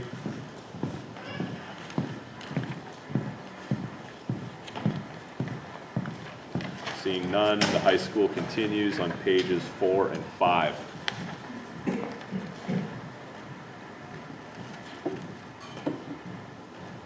So at this point, any questions on the 5 pages associated with warrant article 4? So stupid. Go ahead. I'm gonna jump back to TMS. Yes. What page? The middle school on page 2. Yeah, so with the field hockey uniforms, right, normally we put, are we looking at that under the supplies or under the equipment for these uniforms? We have a decrease we're showing under supplies, right? So is it going under supplies or under equipment for field hockey uniforms? I believe it's under equipment. Yes. Okay, Last year we purchased goals, so it was up. perfect, okay, so the uniform numbers under equipment. Thank you, that's all. Okay.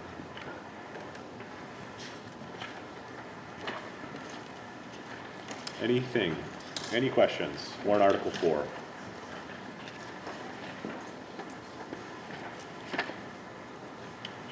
Okay. Then I think it's time to move on to warrant article 5.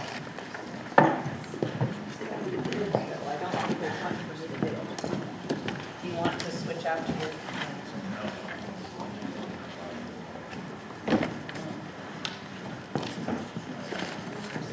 Good evening, Wally. Good evening. So the majority of this budget is Wally in terms of costs and all that stuff, so he's taking the lead, but there are a couple items in there, should people want to have a conversation about those. Okay. So, as you can see, I did throw in one of the 3 bullet points from the original executive summary.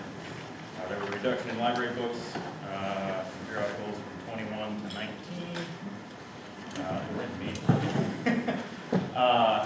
Lightspeed, which is our student safety monitoring software, and our Google licensing, which is everything we do with Google.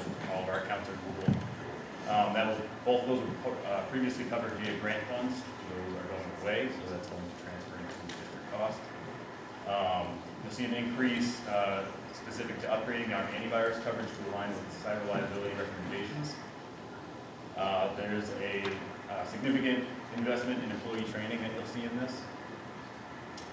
Supply line increases for the K through 6 level, specific to maintenance and replacement of headphones and carrying cases. And then computer hardware will be increased per building, you'll see, to establish a replacement cycle for faculty devices. I spoke about this briefly during the original summary. I'm trying to avoid coming to you and asking for hundreds of thousands of dollars every 5 years, and instead looking to, set a baseline so that we have a cycle of devices working through. And then I added in, I just happened to notice I was looking for anything that wasn't me. SRO last year was 11 months, it'll be a full year this year. I think that was just based on availability. Great. Thank you, Wally. Does anyone have any questions on those items before we go line by line? Go ahead. SRO, what is that? School resource officer. Okay. This is our first year of having one. That's why I didn't know. All right. Nice. Go ahead, yes. I'm just surprised with like the inflation and cost of everything going up, that we're decreasing our cost for library books and periodicals. I wish I could speak to it. Yep, so this was done prior to presenting the budget to you all, when we looked for costs across all schools. I think when I presented the original budget to you, we were able to find about $30,000 across all schools and all departments. Wally also did a decrease. That lovely screen is the result of me making him decrease what they needed here at Green. So there had been a plan to sort of upgrade this whole scenario here, which did not stay in the budget. So it was part of that initial, the budget gets created, it's, you know, a 15% increase, that can't stand. So it was part of everybody cutting something, and that was the decision. Okay. Anything else on this presentation before we move into the line-by-line portion? Okay. So we're going to start on page 1 with Turner Primary School, and that also spills onto page 2. So Turner Primary School, page 1 and the beginning of page 2.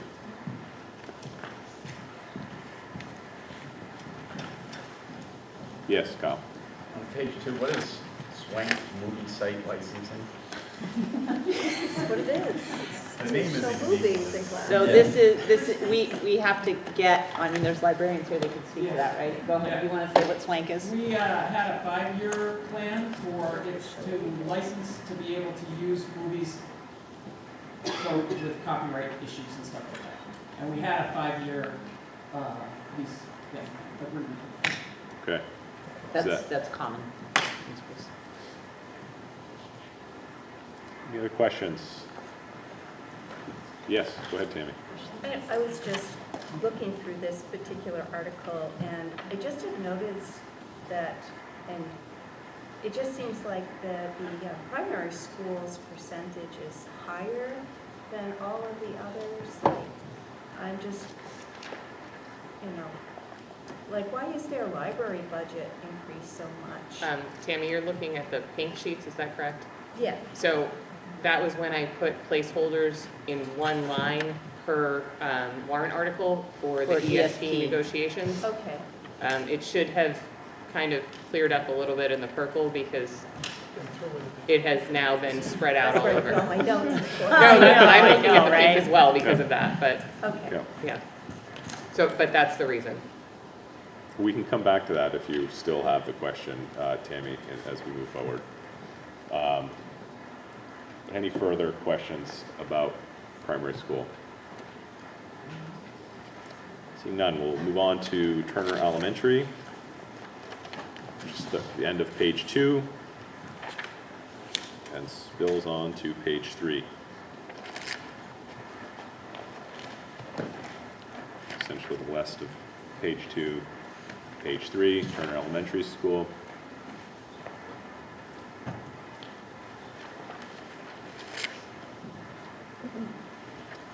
Move on to Green Central School, which is page 4 and much of page 5. Any questions about Green Central School?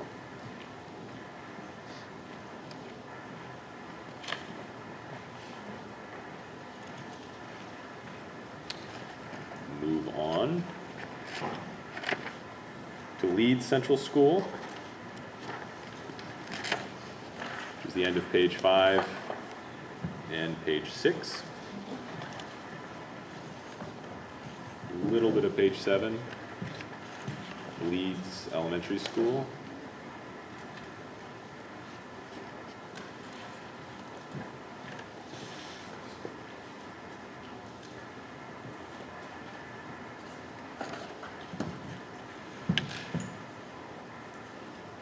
Tripp Middle School, which is the end of page 7 and all of page 8. Tripp Middle School. Any questions there? Yes, Jessica. Do we still have guidance at TMS? I see that they don't have a general supplies line anymore. Can I speak to that? So the guidance counselor at the middle school doesn't run like a specialist teacher, so she doesn't purchase supplies to like instruct with. And so she hasn't been using anything from the general supply line, where she needs pens or papers to take from the office. Okay, thank you. Any other questions about the middle school? Kyle? The insurance on the TMS technology device insurance, we removed it. So last year, when I first started, I think that line was like $15,000. And it dated back to when we purchased this insurance. Excuse me. Last year, we cut it down to $1,000, expecting to cover iPads. We didn't end up doing that just because the surplus of devices at the time. So that's kind of needed to keep it going forward. And going forward, we have a different device replacement cycle for the middle school. So. Thank you. I've started coughing here, I apologize. Excuse me. But anything else for the middle school?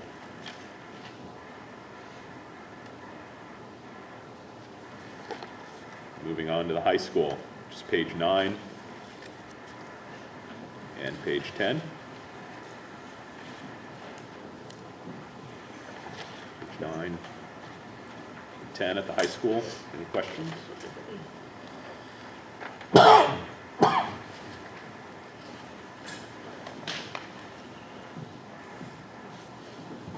Seeing none,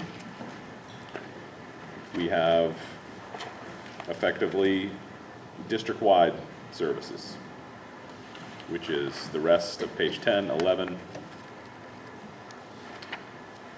and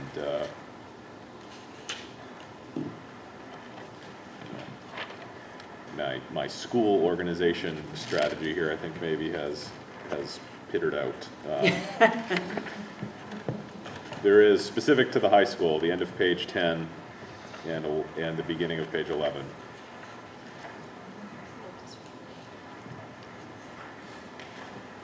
We then move on to So it's health services and then improvement of instruction, so it's not school-related anymore. yeah. So it's all district-wide. Yeah. Yes. The rest of it is entirely district-wide. So we'll just say page 11. We're in a district-wide, which will take us through the next several pages. Page 11.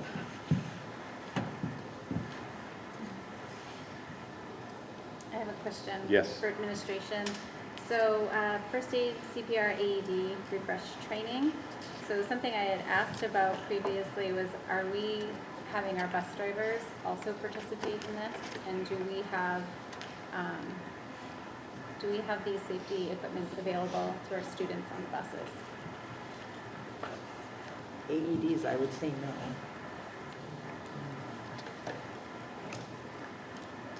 Good question. Is that one you have to get back to us on? So Evan thinks that that's the case, but I'll obviously get back to you and make sure that we have that information.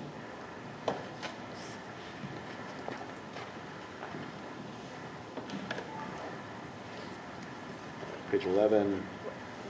Yes, go ahead. What is did you guys purchase more AEDs with the AED grant, or was the AED grant used for CPR training? I believe that, wait, I'm sorry. It's 533300. I'm not sure. I have to check with the school nurses.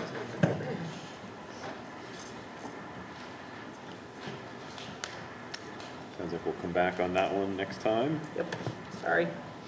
This is where we're Any other questions on page 11?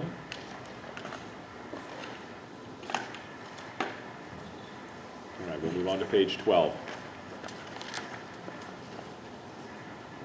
Still district-wide services and support. Page 12, any questions?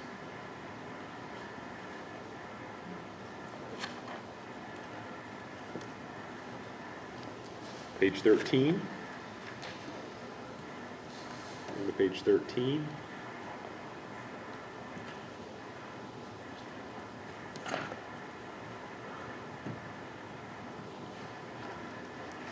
the last page of Article 5 is page 14. Go ahead, Anthony. That line just before the third note down, technology, computer, software, Yep. that's a proposed budget of just over 25.3 thousand. Could you tell us what that is again, please? Yeah, sure. That's, Google and that is Google, so the Google Workspace licensing is 10 grand. The Lightspeed monitoring software is 9,000. There's some backup software that was implemented last year using unspent salary lines that also hit that. Thank you. Google Workspace has been free for a long time, but they've been sort of signaling the cost was coming, so we've been implementing that over time. Does that answer your question? Yes, thank you. Right, that is 13. We continue to ask on 13 or move to 14. Page 14, which is the last page of warrant Article 5.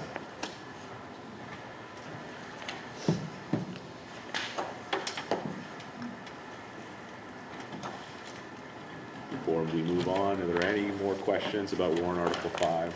Tammy, have you been able to? You're all set? Okay.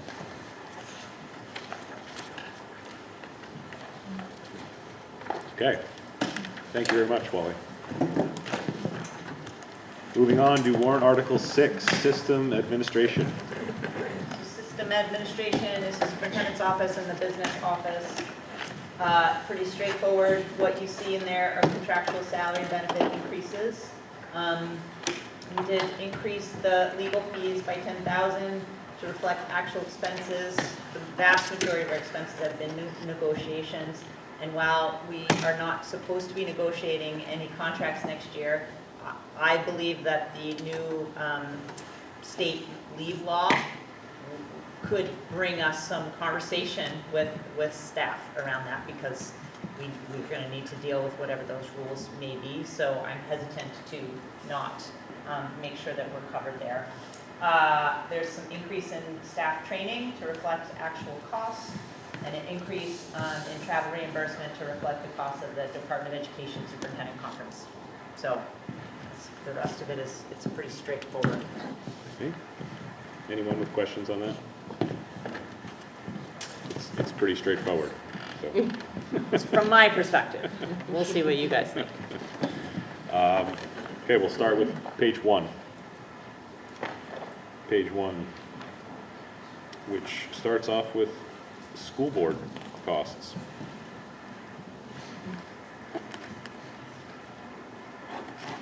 Page 1. Yes. So I know you just talked about this, but so you're really thinking of 25% of the legal costs are going to be associated with this issue? I can't predict it.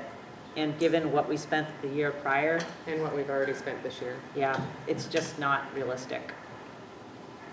What have we, do you know what the current number is right Give me a minute. Okay. I've got to Yeah. start that program. So. Sorry. Well, last year's was 73, so we're Right. not even close to that. Yeah. Still. I remember the first thing I said last year when we started the year, we finished the budget, I was like, I should have increased the legal. Like I didn't want to last year because the budget was so difficult, but Yeah. it was definitely something I was concerned about.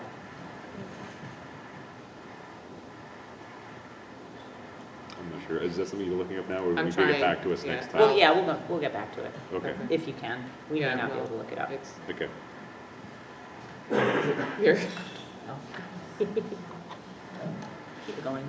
Anyone else with questions on page 1? It starts with the school board and goes on to elections.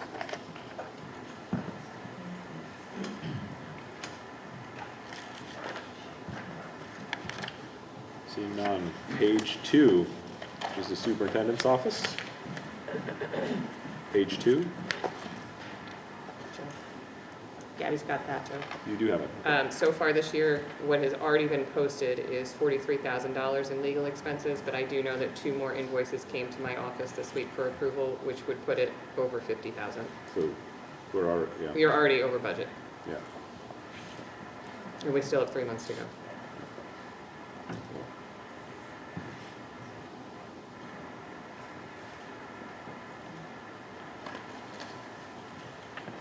Page 2, Office of the Superintendent.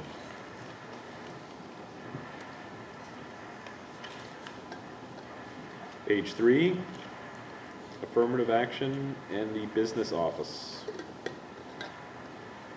Page 3.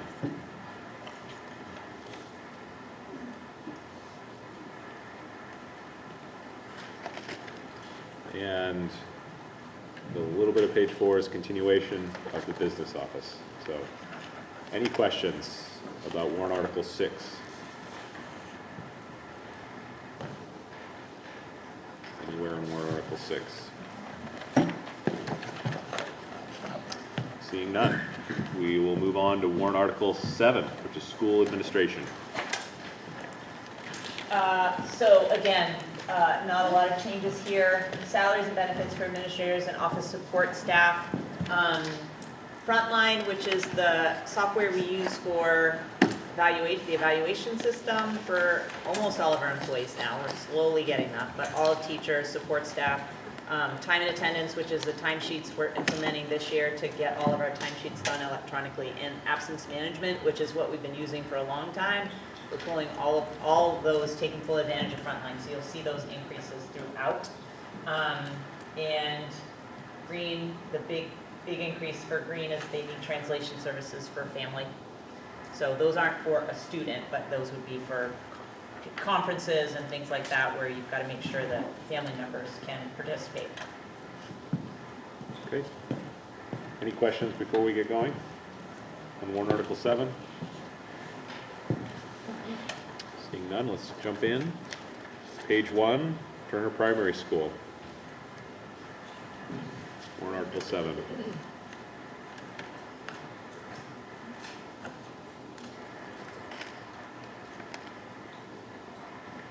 Seeing none, we'll move on to the elementary school, Turner Elementary School, on page 2, end of page 1 and page 2.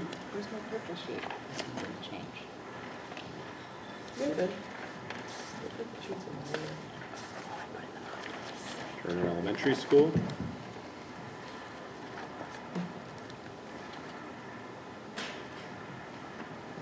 Moving on to page 3, which is Green Central School.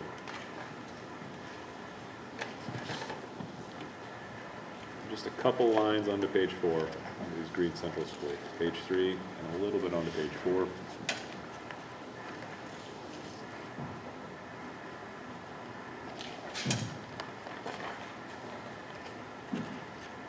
Continuing on page 4 is Leeds Central School. Any questions around the Leeds Central School portion of the budget?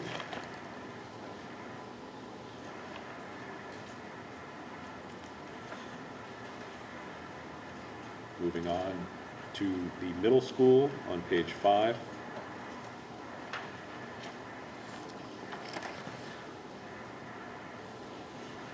A little bit on to page 6 is the middle school.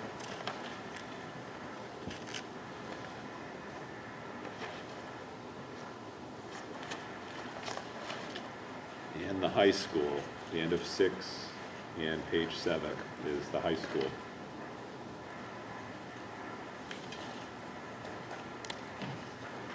Any questions at all about warrant article 7?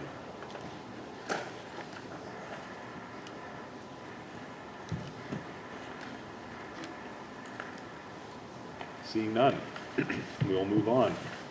Numerically, a big jump to warrant article 18. Keep you on your toes. Adult education. So Brian Brito is very, very sick, so he couldn't be here tonight. So Gabby and I are going to do the best we can to walk through what's here.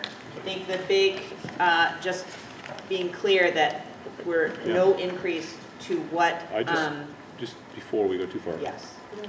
It's warrant article 16, and it's not purple because there was no change to it, so Okay. it's still plain old white. And so I assume warrant article 19 is not warrant article 19. No, it is. That is. Yep. Is it also not purple? It just says Yes. reserve. Correct, it's just reserved. Oh, yeah, it doesn't sorry. have a number. No, it doesn't have a Like number you're in it. messing with people there, Gabby. I'm not confused. Okay. All right, very good. So just a quick agenda correction. That's warrant article 16, which is adult education. Okay, sorry, Carrie, just clearing that up. Sorry about that error. Yeah, sorry. So no increase, the exact same amount of money that was provided to adult education last year is what's being requested this year. They have a significant amount of funding through their enrichment programs.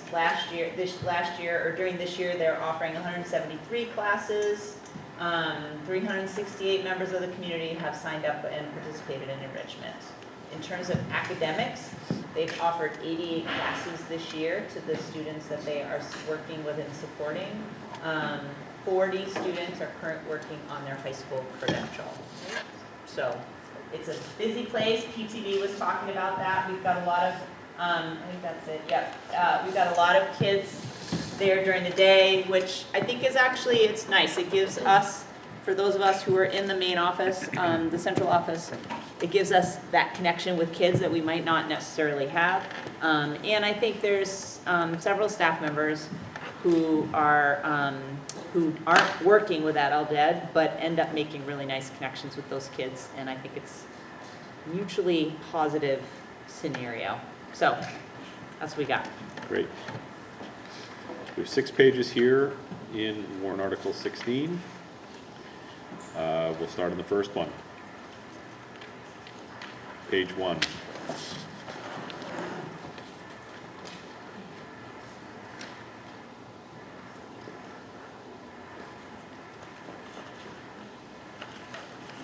Moving on to page 2.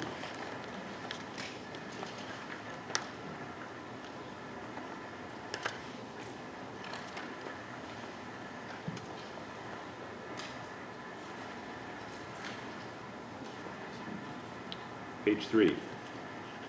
Page 3 of warrant article 16, adult education.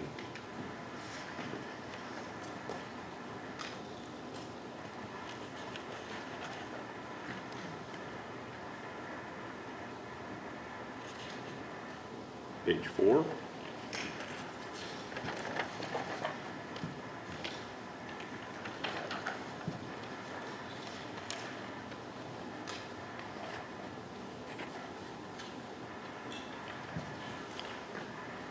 Page 5. There's effectively no page 6. So that is the warrant article. Are there any questions about warrant article 16?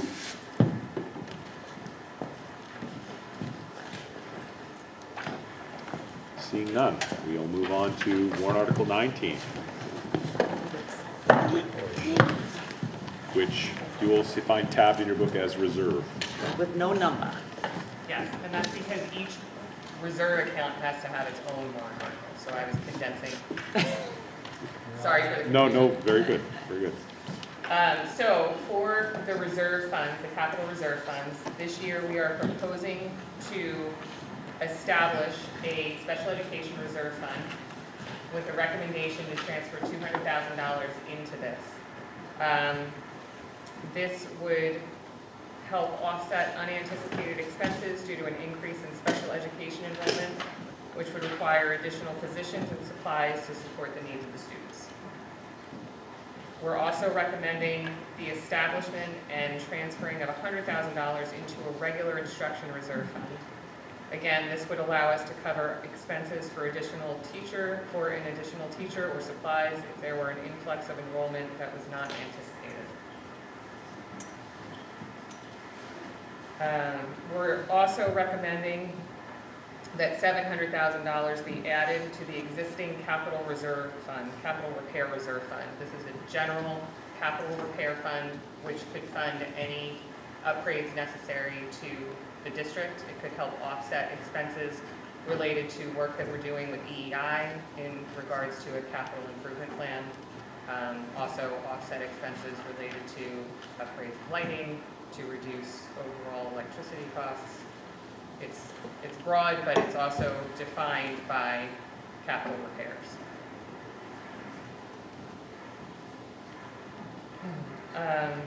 We are also recommending that we move an existing $200,000 that's presently in the wastewater treatment plant, chiller, and wood chip boiler reserve fund to the capital repair reserve.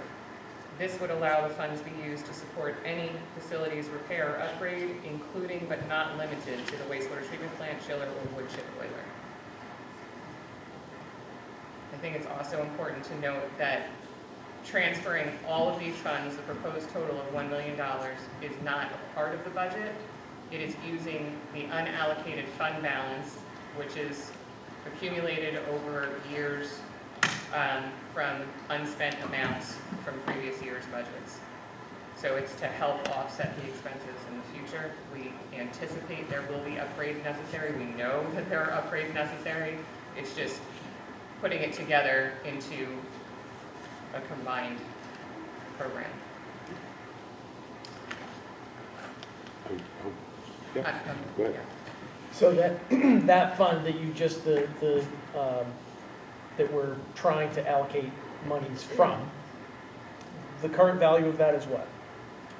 I'm sorry, are you The referring to the unallocated fund balance? Yes. Okay, so we are allowed to carry up to 9% forward, or just have an unallocated fund balance of 9% of our budget, which I have notes on that. Yeah, you do. Okay.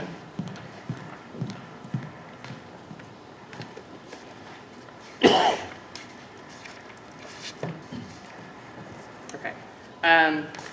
9% of the unassigned general fund would be able to be 2.7, roughly 2.7 million from our fiscal year 23 budget. Right now, what we have, this is the unaudited amount because I just received our draft financial statement this morning. What we have in there after fiscal year 23 is $6.3 million. We carried forward $700,000 to offset expenses for our current fiscal year, and we also established and funded $300,000 worth of reserve funds. So that leaves us with $5.3 million in an unallocated reserve fund. We reduced that by the 2.7, which we're allowed to have, and we have $2.6 million, which we have to establish a plan for in the next 3 years to spend down that amount. What we're trying to do is increase the amount in the capital reserve funds so that the expense is not so great in the future. We don't have to take out as many loans. There isn't as high of a burden. The number is higher than typical because it's still that leftover COVID, like, it wouldn't normally be that high, and the state changed the amount of how much you could have because of what happened during COVID.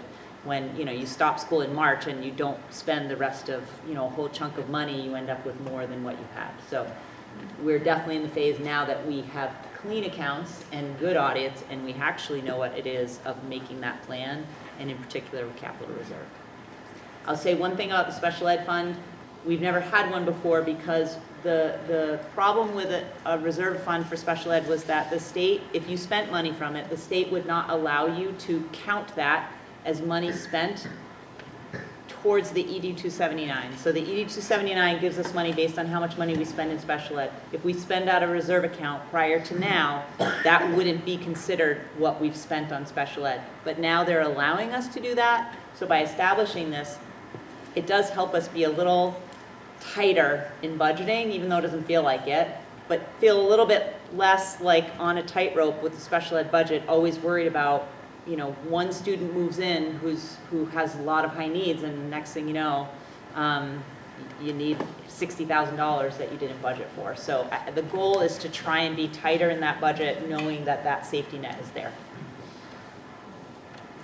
But So if I understand correctly, there's still gonna be a little bit of money that we're over, but that we have some time to think about how to do it. But if we know that we have so many repairs coming down the line, why 700,000? Why not $1 million? Well, we were trying to spread it out over a few years and not just lump everything in without knowing what's to come or what our capital improvement plan will be. Given that we have a 3-year time frame to establish a plan, this gives us more time to determine where we need to allocate it, what is necessary in the district, instead of just jumping all in and then potentially allocating all the funds to one reserve fund and finding out that we needed something somewhere else. Thanks. Tom? When's that 3 years start, or it has already started? This is year 1. Next year would be year 2, the following year would be year 3. In essence, we started a plan last year, but since we really had no idea what our unallocated fund balance was because the audit started so late and there were a lot of things that needed to be drastically cleaned up, we were hesitant to make any drastic changes last year. I will say that the draft financial statement showed that I was pretty close with our You'll be shocked to unaudited. hear. You'll be shocked to hear.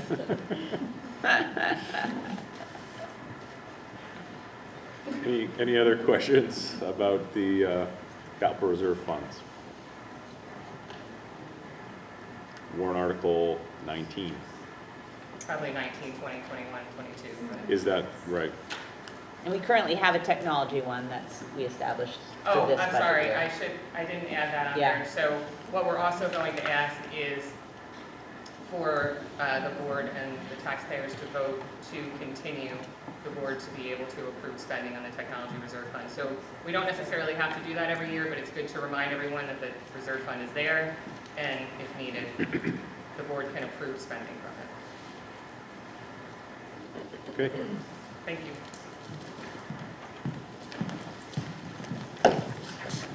All right, so that's brought us through all of our warrant articles, correct? Yes. And brings us to the public comment portion of this meeting. Again, this is specifically the public comment on the budget portion of our meeting. There will be a second, more general public comment about anything related to the schools.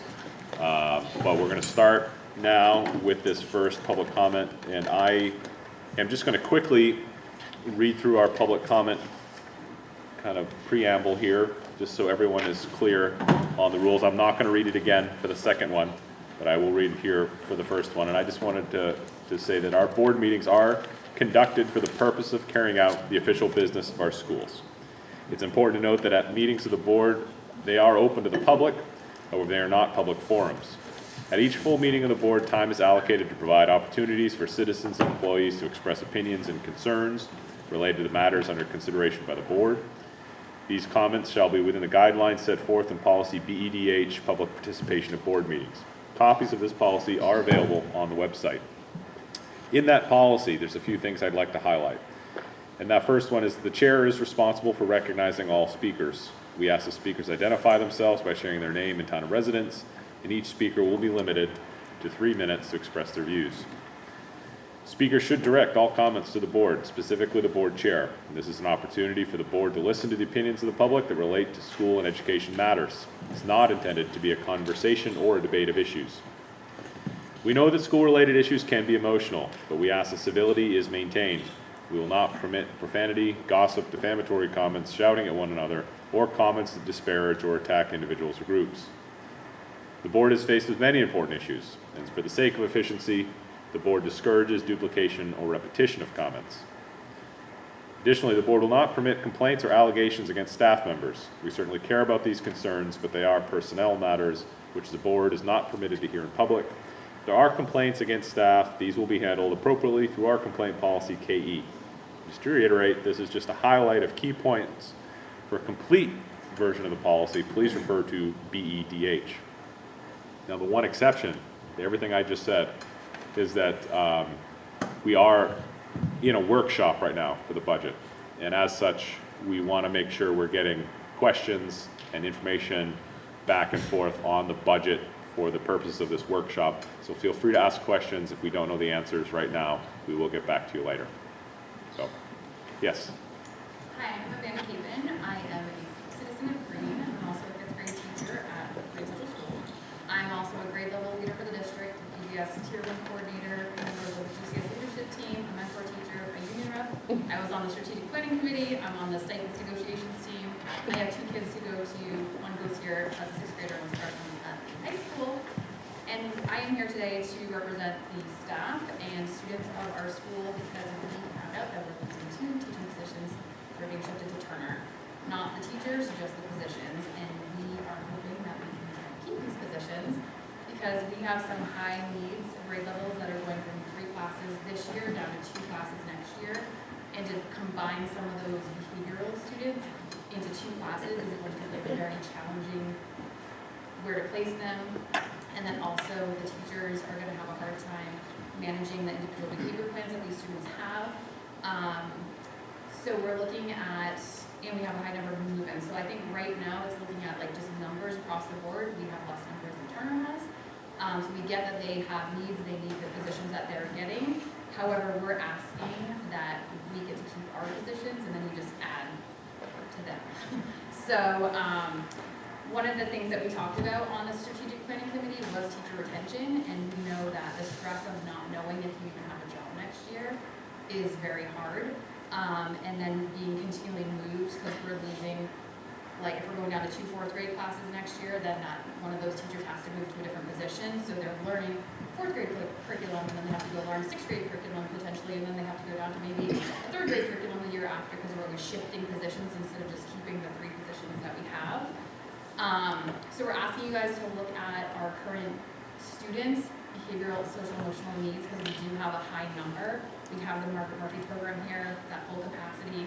We don't even have a full-time social worker. She's split between 2 buildings. Our guidance counselor who's here is over the national norm of 250 students to 1 guidance counselor. We have 336 students spanning 8 grade levels here. So we can't really compare to Turner because they have 2 different schools and we have pre-K to 6 just in 1 school. We know that if we lose positions are harder to get back, and if like in 2 years we need to add 3 positions because we have an influx of students, asking the town to give us 3 positions is going to be challenging. So we're just asking to keep these positions, and Carrie's motto is every student gets our best always, and we think that keeping these positions is how we're going to get our best. Thank you. Okay, thank you. Yes. Judith Lashman, I'm the librarian at Levitt. I'd like to address Jamie's question of the fact that books, like why are we cutting the library budget when books are going up? And Wally tried to answer it. Wally's not the librarian. And the tough thing with the budget is librarians don't have a seat at the table when we do the budget because we don't have we're not administrators, so we don't get to be a part of that. We talk to our building administrator, but we were kind of blindsided by this, as I told the board members. I have the school library journal every year puts out the average cost of a library book. The current one they have is for 2022. Historically, our district has funded, we were saying $22.50 a student per book. So the $21, we're not quite sure where that number comes from, but moving it to 19 puts it below the average cost of a book per student. At the elementary level, the current average cost of a book per student is $22 for fiction books and $29 for nonfiction. Nonfiction costs more. And at the high school, it's $21 for fiction and $31 for nonfiction. So yes, book costs go up. And we've been very fortunate in this district that we have always had an awesome budget to work with for libraries and really support literacy and support the opportunity to provide plenty of diverse titles at varied levels for all of our students, as well as supporting our curriculum. The one other thing that I would like to point out is because Leeds has a small population, the numbers don't always work out when you do a per pupil cost. So for years now, and Carrie, who's the librarian at Leeds, and I were just trying to figure out how long it's been, Leeds has had a baseline budget of $5,400. Several years ago, when there was a drastic need to cut the budget, there was discussion about cutting it, and we were fortunate that the board decided that it was important to keep the libraries at the current funding level that they were at. But at a minimum, I would request that we keep the Leeds budget at $5,400 because even cutting $400 out of that book budget for that library makes it really hard to maintain a collection that is current and vibrant. Okay, thank you. Anyone else? Yes. Thank you. My name is Carla Dodley. I'm a 4th grade teacher in Green, but I do live in Poland. Thank you for your time. I appreciate it. So I've written a little bit. As a taxpayer, I can appreciate how important it is to be fiscally responsible and to use data to drive staffing decisions. I think that's really important. But when I'm thinking about reducing the staffing at Green Central School, so here's my question. It would be, is the algorithm used to calculate the appropriate student-teacher ratio weighted with the consideration of the student disciplinary reports. For example, if one student has multiple disciplinary reports, or a cohort has a large number of disciplinary reports, I would question, I'm just not sure, is that student or are those students rated with evaluation of maybe 2 to 3 students, as opposed to just a normal, 14 students per cohort or per teacher, or 15 or 20, whatever that is. Because sometimes, I'm telling you, those students can seem like 3 students. And sometimes, I was just observed, I believe it was yesterday, and my observer was counting how many times I interacted with each student, and I do have a large number of behavioral students in my classroom. 1 student, 9 contacts in 40 minutes. So that's 1 student, and you multiply that times maybe I have 5 or 6 who are a little more active. And so that really changes the instructional opportunities for some of the rest of my classes. So I was just thinking about that, if we're thinking about reducing increasing student-teacher ratio, then what that would do to a cohort that has a large number of behavioral issues. So if we don't have that consideration, I was wondering if maybe we could change the algorithm to be a little more accurate, from my perspective, right? Which would take student behaviors into account. Because a class of 25 easygoing students can be easier to teach than 15 students, 6 of whom have significant behavioral issues. So here in green, I believe that one cohort of students with a large number of disruptive behaviors is one of the groups that may need to move from 3 teachers to 2, and that's where I'm a little concerned. Currently, we seem to be maxed out, taking care of students with behavioral or mental health issues already that we know about. And we're still looking for another district social worker. Our guidance counselor, Jennifer Simmons, and social worker, Melissa Tremblay, they're invaluable. We really couldn't work without them. But I think they're at full capacity. Our Spur Week social worker has a full Monday through Friday schedule, and the Margaret Murphy program is at capacity and maybe 1 more. So basically, the end seems to be full. So my question, rhetorically speaking, is where do the students go? And I bet you can guess where they go. It's actually where they stay. Stay with us in our classroom. That's 3 minutes, by the way. Yes, I'm sorry, what was that? That is 3 minutes. Oh, is that what that was? All right, well, I guess you get the idea. Yes. Thank you so much. Thank you. Yep. Yes, go ahead. Mindy Holdup, library educator at Green Central School. I'm on the safety committee, wellness committee, and also at buildings and rec with Keegan.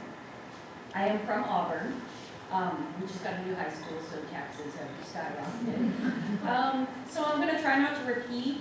I know my colleagues have said some amazing things. I'm here to also represent my colleagues that haven't been able to speak. And we understand Turner has needs, but we have needs as well. And we're losing 2 valuable staff members who will probably have to leave our school. I've seen us lose positions in the past when I first got here, and within a year we needed them again. We get a lot of move-ins throughout the year. Yes, we do get some students that leave as well. Typically, I would say at least 50% of our move-ins are behaviors. Some of them major, some of them class-clearing behaviors, which happens weekly in the school. I'm sure it happens in Turner as well, but we need to think about our Green students and what they need. And they need us to have a full staff and not be consolidated into classrooms where there's 20 plus kids. Also, since COVID, we've seen a huge increase in anxiety and depression in students, to the point where kids want to eat with their teachers all the time because the cafeteria is overwhelming. Or they'll just need to go stop by that grown-up's office that, it happens to me all the time. They just want to stop by and they want to get that reassurance because they're struggling. And if you crumble them into a bunch of classrooms that have over 20 kids, they're not going to get that individualized attention that they so desperately need. So we're asking you to please take another look at it. Let us keep our positions. Give Turner what they need, but let us do our best for our kids here by keeping the positions we have. Thank you. Thank you. Anyone else? Hi, my name is Karen Nadeau. I'm a resident of Green, and I'm currently teaching 6th grade here at GCS on a one-year contract. I'm one of the teachers that is being directly affected by the budget cutting of the 2 teaching positions. I'm being bumped from my position because I lack seniority. And when you keep cutting teaching positions, it's really hard to get that seniority to stay. I previously worked as an Ed Tech 3 in intervention. Last summer, I sat on multiple hiring committees. One of them was for the 6th grade position. When a suitable candidate could not be found, I volunteered to step into that position as a long-term sub. I had 3 days to get my classroom ready for students. I had the help and support from my fellow team members as well as our instructional coach to help gather academic supplies, learn the state standards, and get a quick lesson guide to teaching 6th grade. I fell in love with teaching 6th grade. I'm one of those weird teachers who do, let's face it, there are not a lot of teachers that are breaking down the doors to teach 6th grade. I loved it so much that I obtained my K-6 conditional certification and applied for the position that I currently hold. I'm finishing off my last 9 classes to obtain my full teaching certification. I applied for my position in October with the understanding that as long as I reapplied in June, the position would permanently be mine. So being blindsided when I was told I would not have my classroom next year was devastating to say the least. When you have teachers who are walking away from the classroom in droves, I am here fighting to stay in mine. I know that I make a difference. I want to be here. This year I have dealt with difficult classroom behaviors. I've learned the delicate balance of working with 6th grade students who are no longer babies, but not yet teenagers, which is not for the faint of heart. I come back every day because I want to be with my students. I care about all 48 of them. Sorry, it's been a rough week.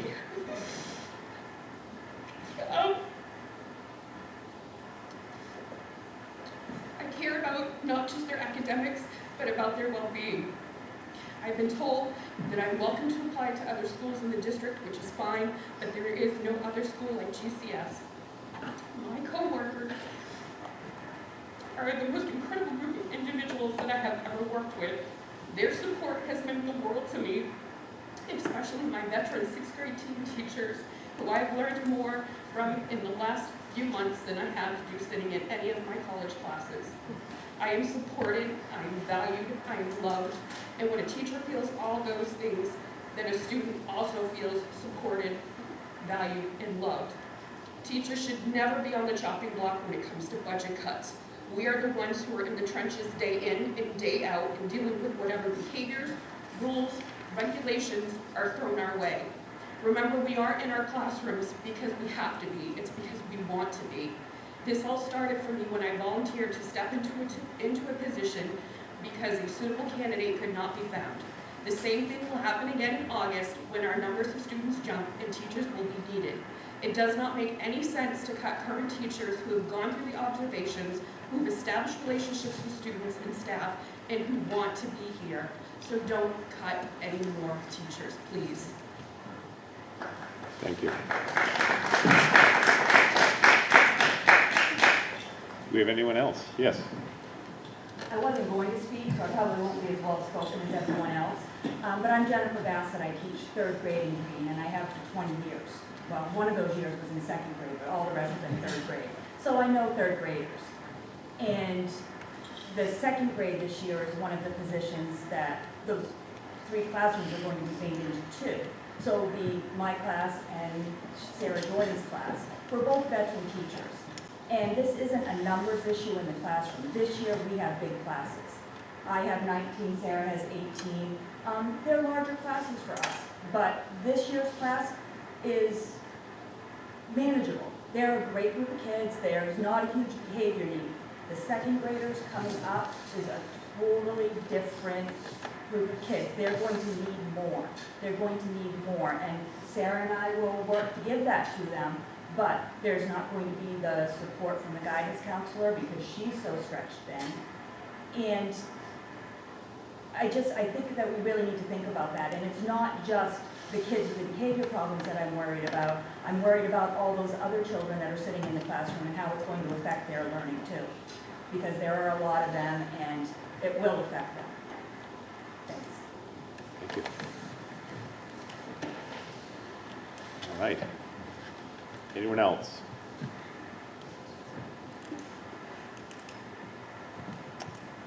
All right. So, anything else before we move on to our regular meeting? So can I ask a question? So Yes. is that something that you would consider, or where would you consider that in your process of rethinking the teachers leaving? Yeah. If you could just explain that to us. Yeah, so, I mean, I'll say, as a board, we did not sit here and consciously decide to shift this around. This is largely recommendations coming from administration. So, when for me personally, I'm going to have to think about this a little bit and probably pose questions back to administration. And depending on how those questions are answered, or we'll either add this for further discussion in future meeting or not, I guess. So that's certainly my approach, and certainly as we set these agendas for future meetings, it'll be something we talk about.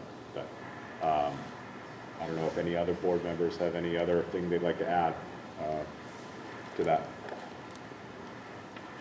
Go ahead, Anthony. If I understand your question, it's that we only have so many of these budget meetings left before we have to send this off for approval to the, so I think it would happen, if it were to happen, and I'm not saying that it is, Yes. but it would happen at the next meeting, yes?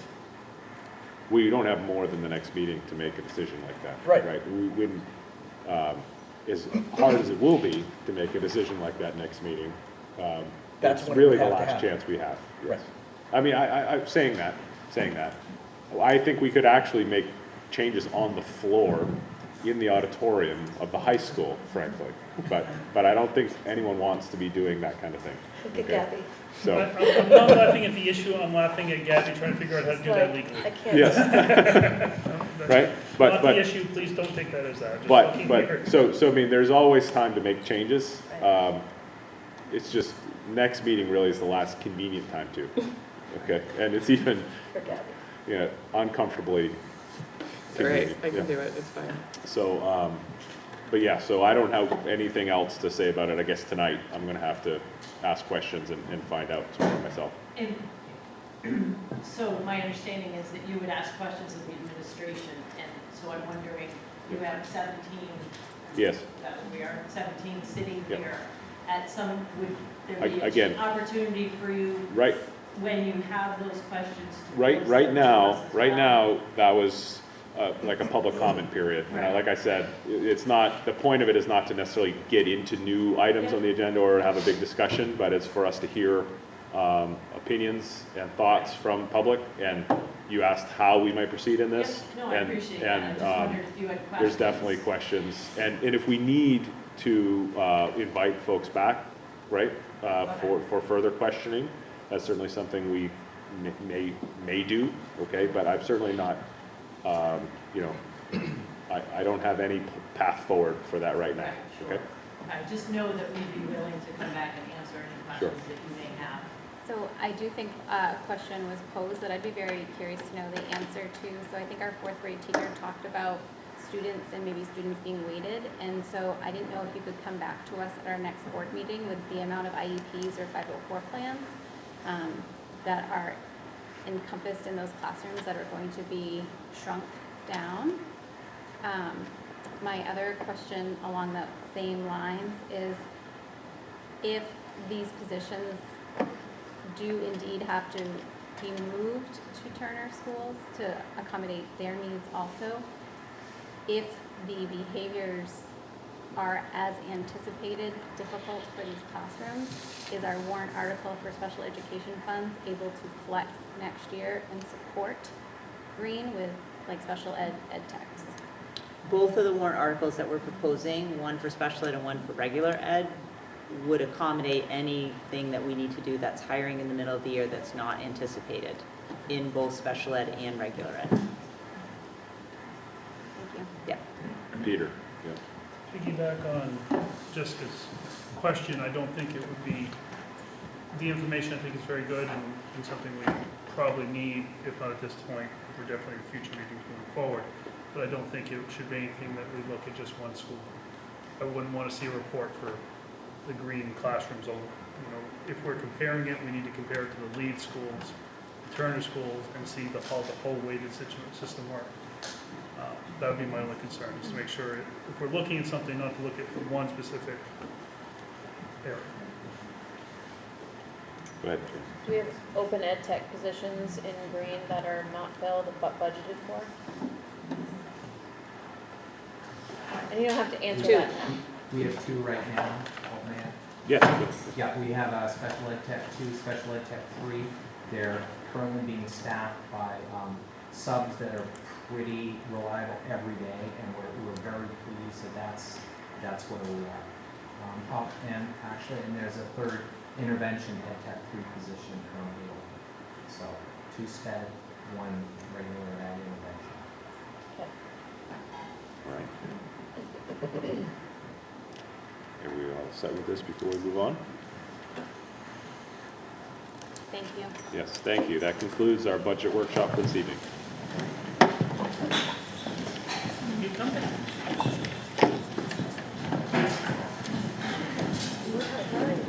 I tried it never.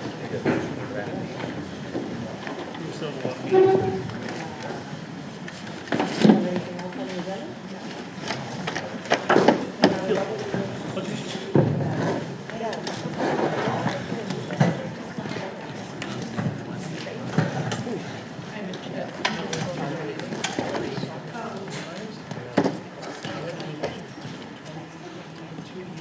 All right.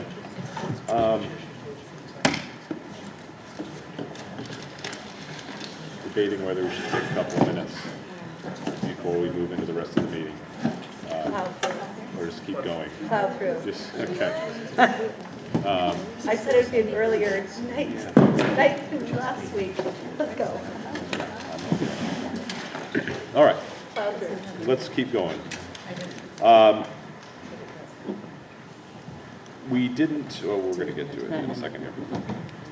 Our first item number 3, is to act on the minutes from the 14th regular meeting from March 21st, 2024. Any thoughts, comments about the minute, excuse me, the minutes from March 21st?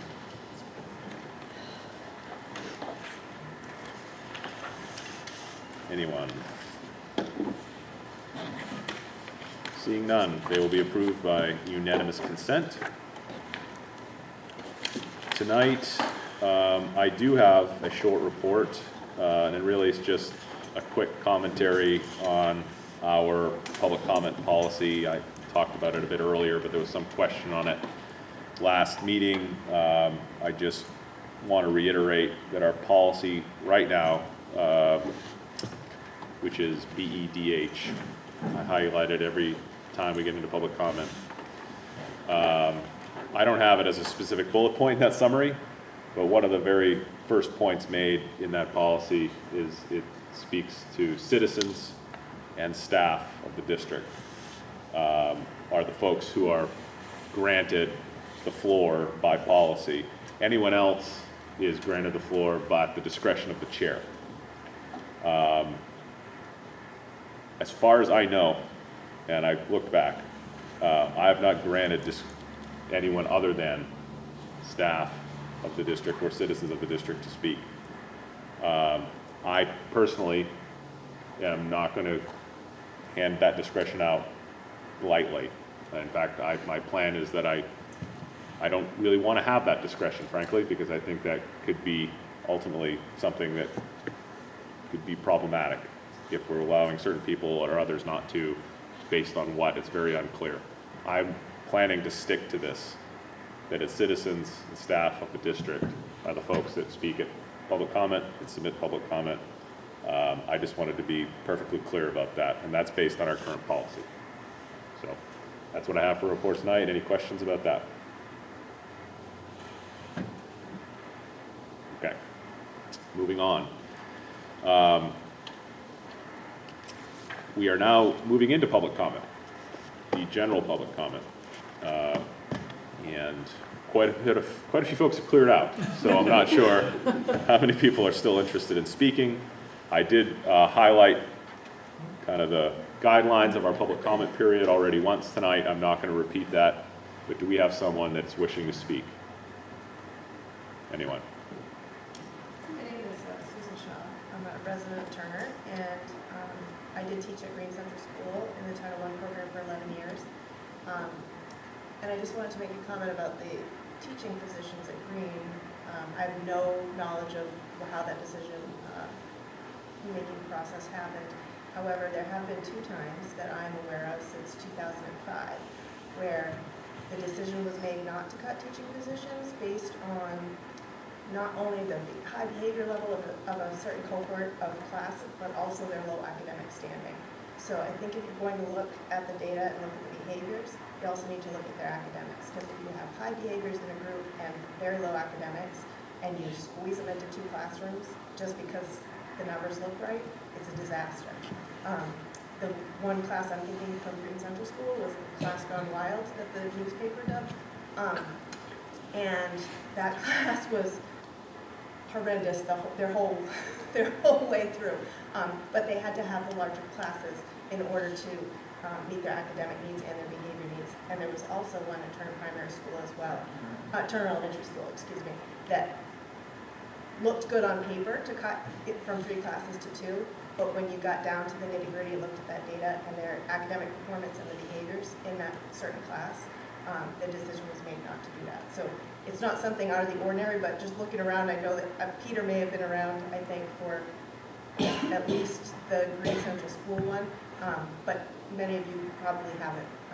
So it may be something to look into if you're going to look at the data, but I just also look at their academic performance and the behaviors in the classes, because if it's very out of whack, it's going to be a problem for several years, and you can't get that back. We all know the lost learning that happens. So I just wanted to put my 2 cents in on that, because historically it has happened, and we have made decisions based on that. Okay, thank you. You might have been our entire audience there, but is there anyone else wishing to speak? Okay. Moving on to communications. I do not have any specific communications tonight. Do you, Carrie? I do not. Okay, quick section there on communications. Into adjustments to the agenda. Well, the first adjustment listed is to move item 11.6 before item 11.2, which is essentially to get it in front of the executive sessions, which is a very effective adjustment to the agenda, but my next adjustment to the agenda was to strike the executive sessions. So essentially, either way, we're going to talk about that second, and we have no executive sessions for tonight. So all of the executive sessions and actions as warranted are struck, and the recommendations on the school calendar will come up to 11.2. Everyone clear on those adjustments? Okay. Then we shall get into committee reports, and we'll start with the Finance Committee, but we won't get a report unless someone else from the Finance Committee wants to give one, because Crystal is not here tonight. Does Finance have any? I don't believe Finance met. Oh, yes, we need to do, yes. Finance Committee, we do need to take out of the consent agenda, actually, do we need to do all of 9.3? No, 9.3 is okay. It's 9.4 that needs to be removed. Sorry. This is what happens when you read without glasses. Look at that, right there. So Okay. 9.4, sorry. So We you'd like do need to reduce 9.4. We need more time. The administration as well as the Finance Committee needs more time to review the people putting in bids and to make sure everything's appropriate before we move forward. Okay. Finance would like to strike 9.4. And your next meeting is April 4th at 5:30. Sure. Back on the regular schedule. Right, very, very nice. to Is get this our back. last, this is our last night as early. Yep. So, thank you, Peter, for stepping in for Crystal. Planned transportation building, right back to you, Peter. We did meet tonight, and we actually had a fair amount of discussion on a variety of things. I'll try to be as quick as possible here. Transportation, we started off the evening with transportation, and with really positive news. I said sarcastically.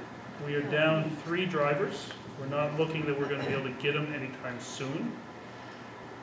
Oh my Lord, Jess, you're going to be mad at me. You can say it. I can't. I forgot what the word was. Consolidate. Thank you. I have the word cut.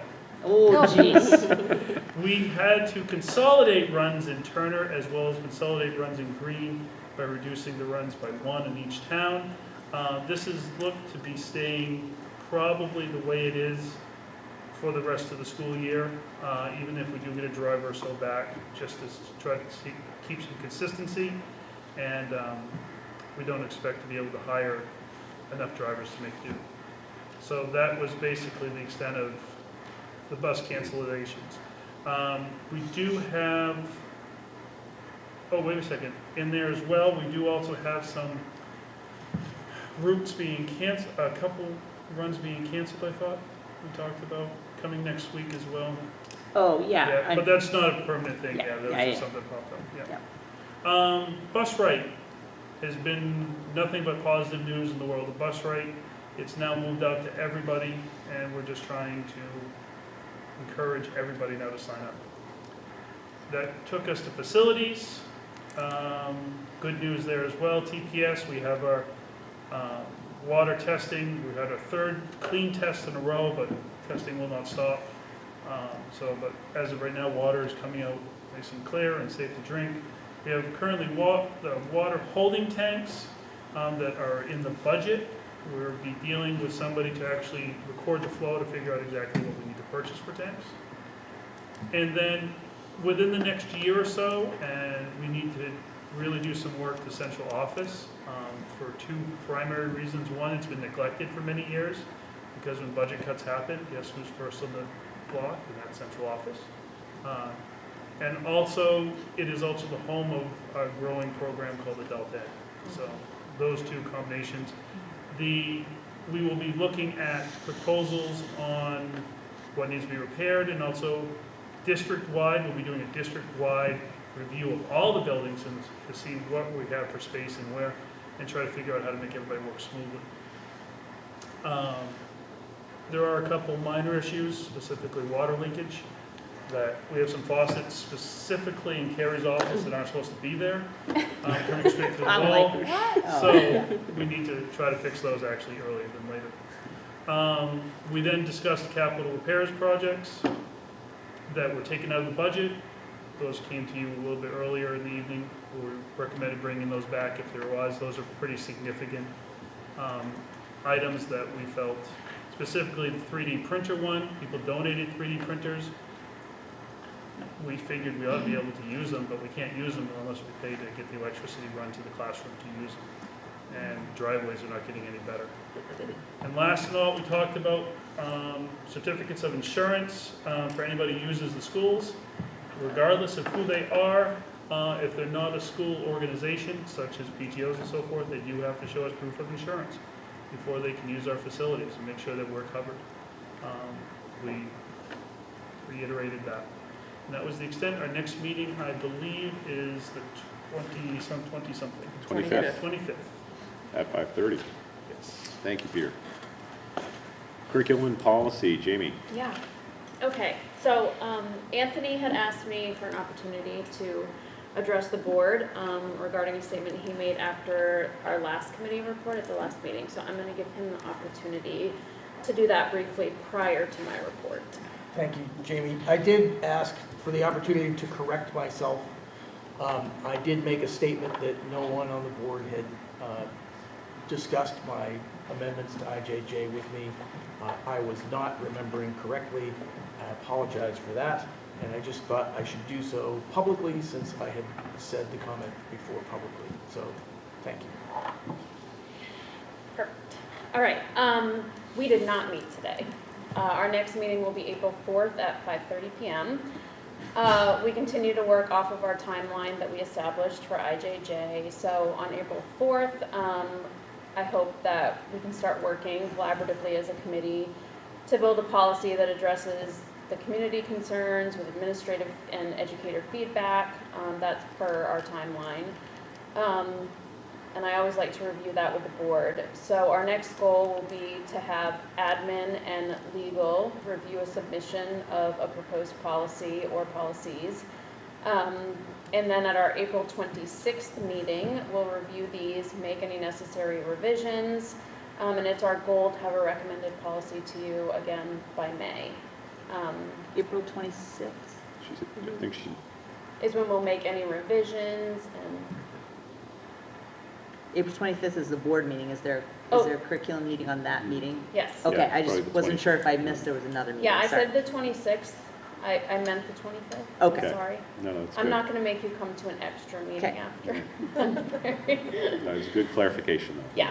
And then I just wanted to put forth a reminder that everyone is always welcome at committee meetings. They're open to the public, and our committee is happy to receive public feedback.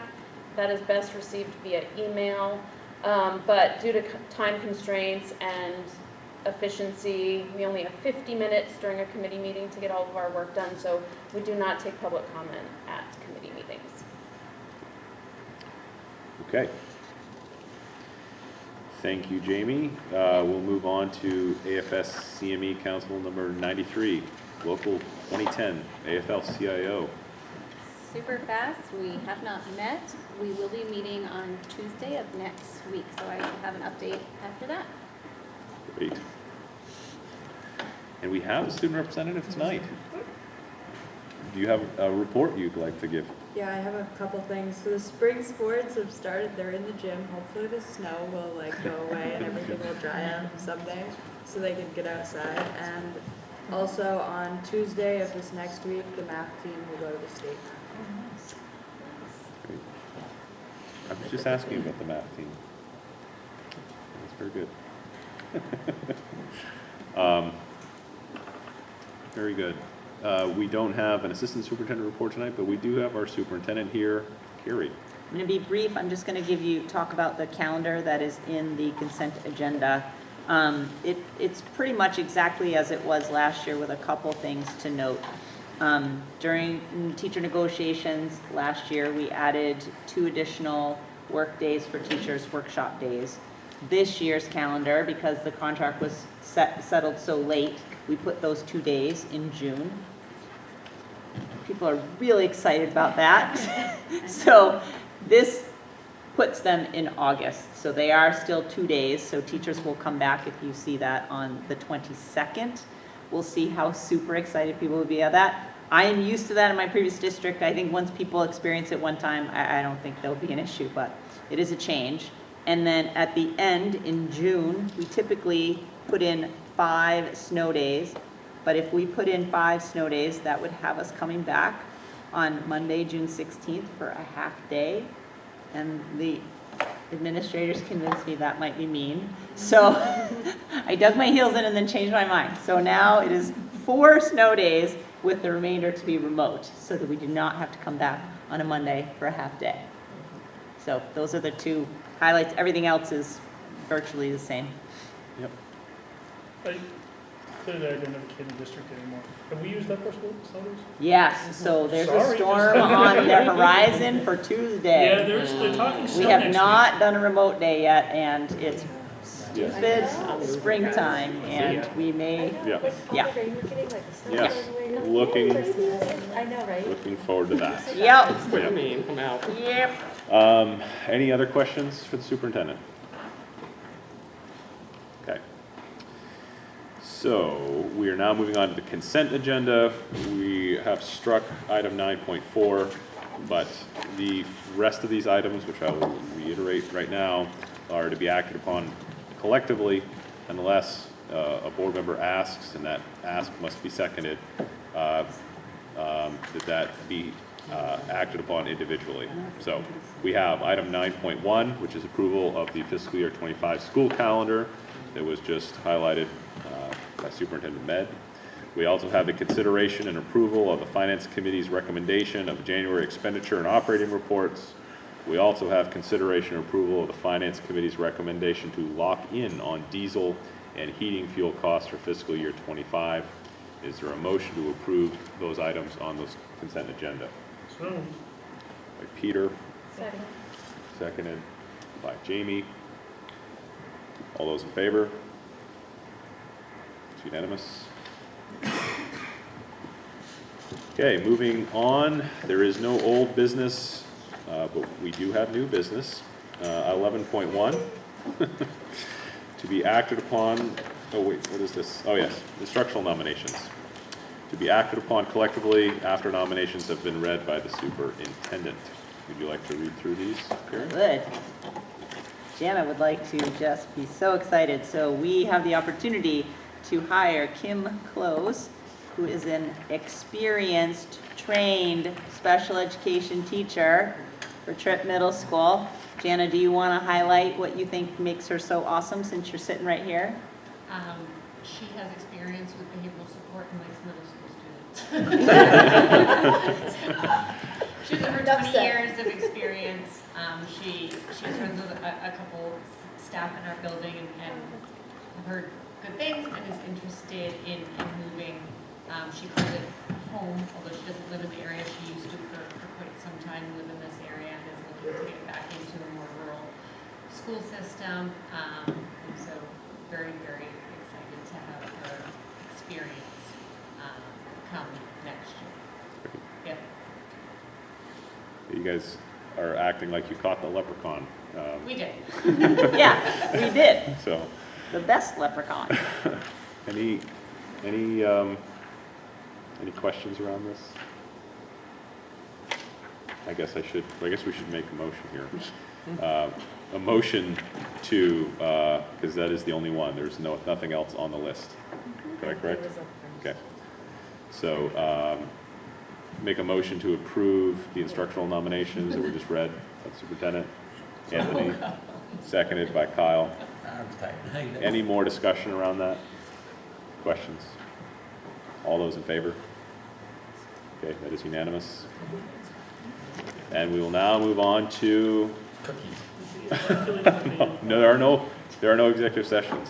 maintenance list here. Yeah, moving on to item 11.2, which is the recommendation for an adjustment on the 23-24 school calendar for an early release day on April 8, 2024 for the safety of students during the eclipse. Does someone want to make that motion? So, Peter, is there a second?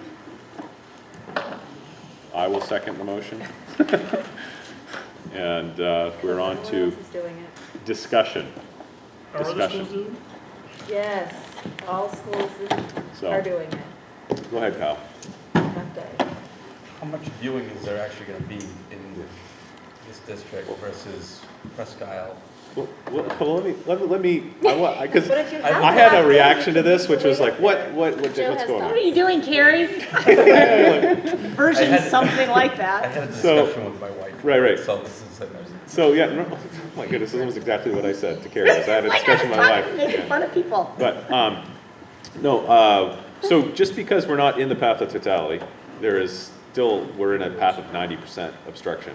yeah. And when you look at that with your bare eyes, you literally can have, some type of Retinal detachment. retinal. Just want to be clear that this was not stated when I No. first floated this idea. No.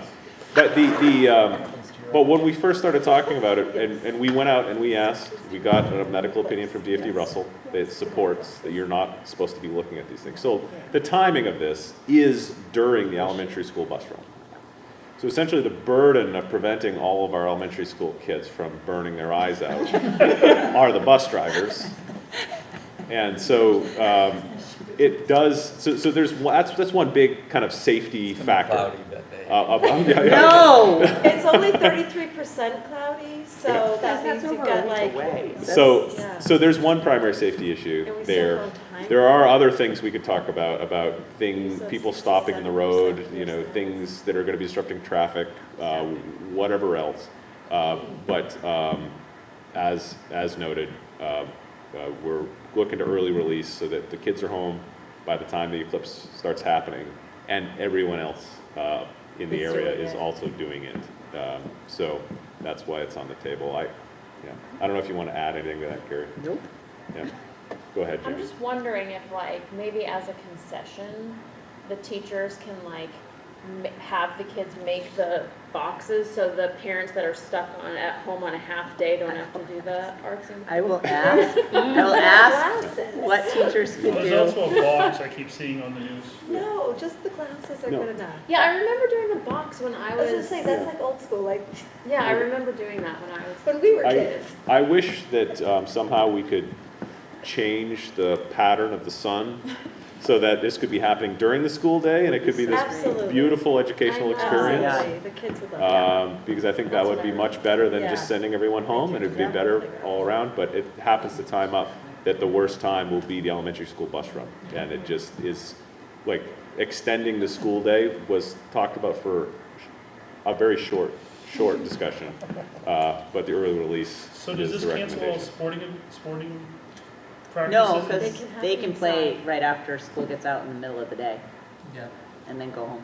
and I also have purchased like 300 pairs of glasses for any kids who are outside at the time. Which there will not be 300. This is the only one Oh, in, this is the only time in your I was lifetime. gonna say, this would be, unless I lived to like 120 or something, that's. Right. We aren't living that long. So, I had my brain on something. Hugh and Ted Williams. are there any other points to discuss? This, real quick, this is a half-day release for staff as well, correct? Yes, which I put it in my message to staff, we're gonna treat it as if we were early releasing like for storm day or something, so all the contract things apply. For school-based staff, we'll have to deal with the people who aren't school-based separately. As long as they stay inside and don't look at the sun, unless they have their glasses on. Get your glasses now. Where do you get Oh, Amazon.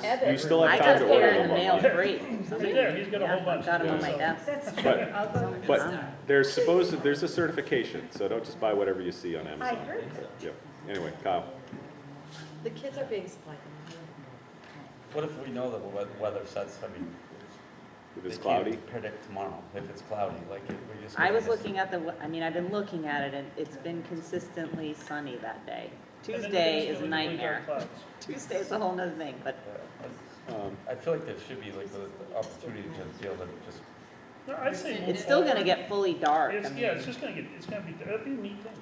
Hopefully most of them aren't on their Well, I'm computers. not saying it's on need, I'm just saying it's that, like having the option of just leaving it in school in session if it's. I myself think it's just as worthy for them to be home, be with their parents if possible, to experience it. It's on that cusp. Yeah. So if it happened at 11 o'clock in the day, I could see the education, Oh but my it's on God, that the cusp. City Grove. So great. Regardless, let them be home. Some of them will have parents that are trying to make it out of a fun experience. And Ethan and I did it once when it was a partial one. We looked at it. We didn't have glasses. I was teaching here the last time a partial went. It was great.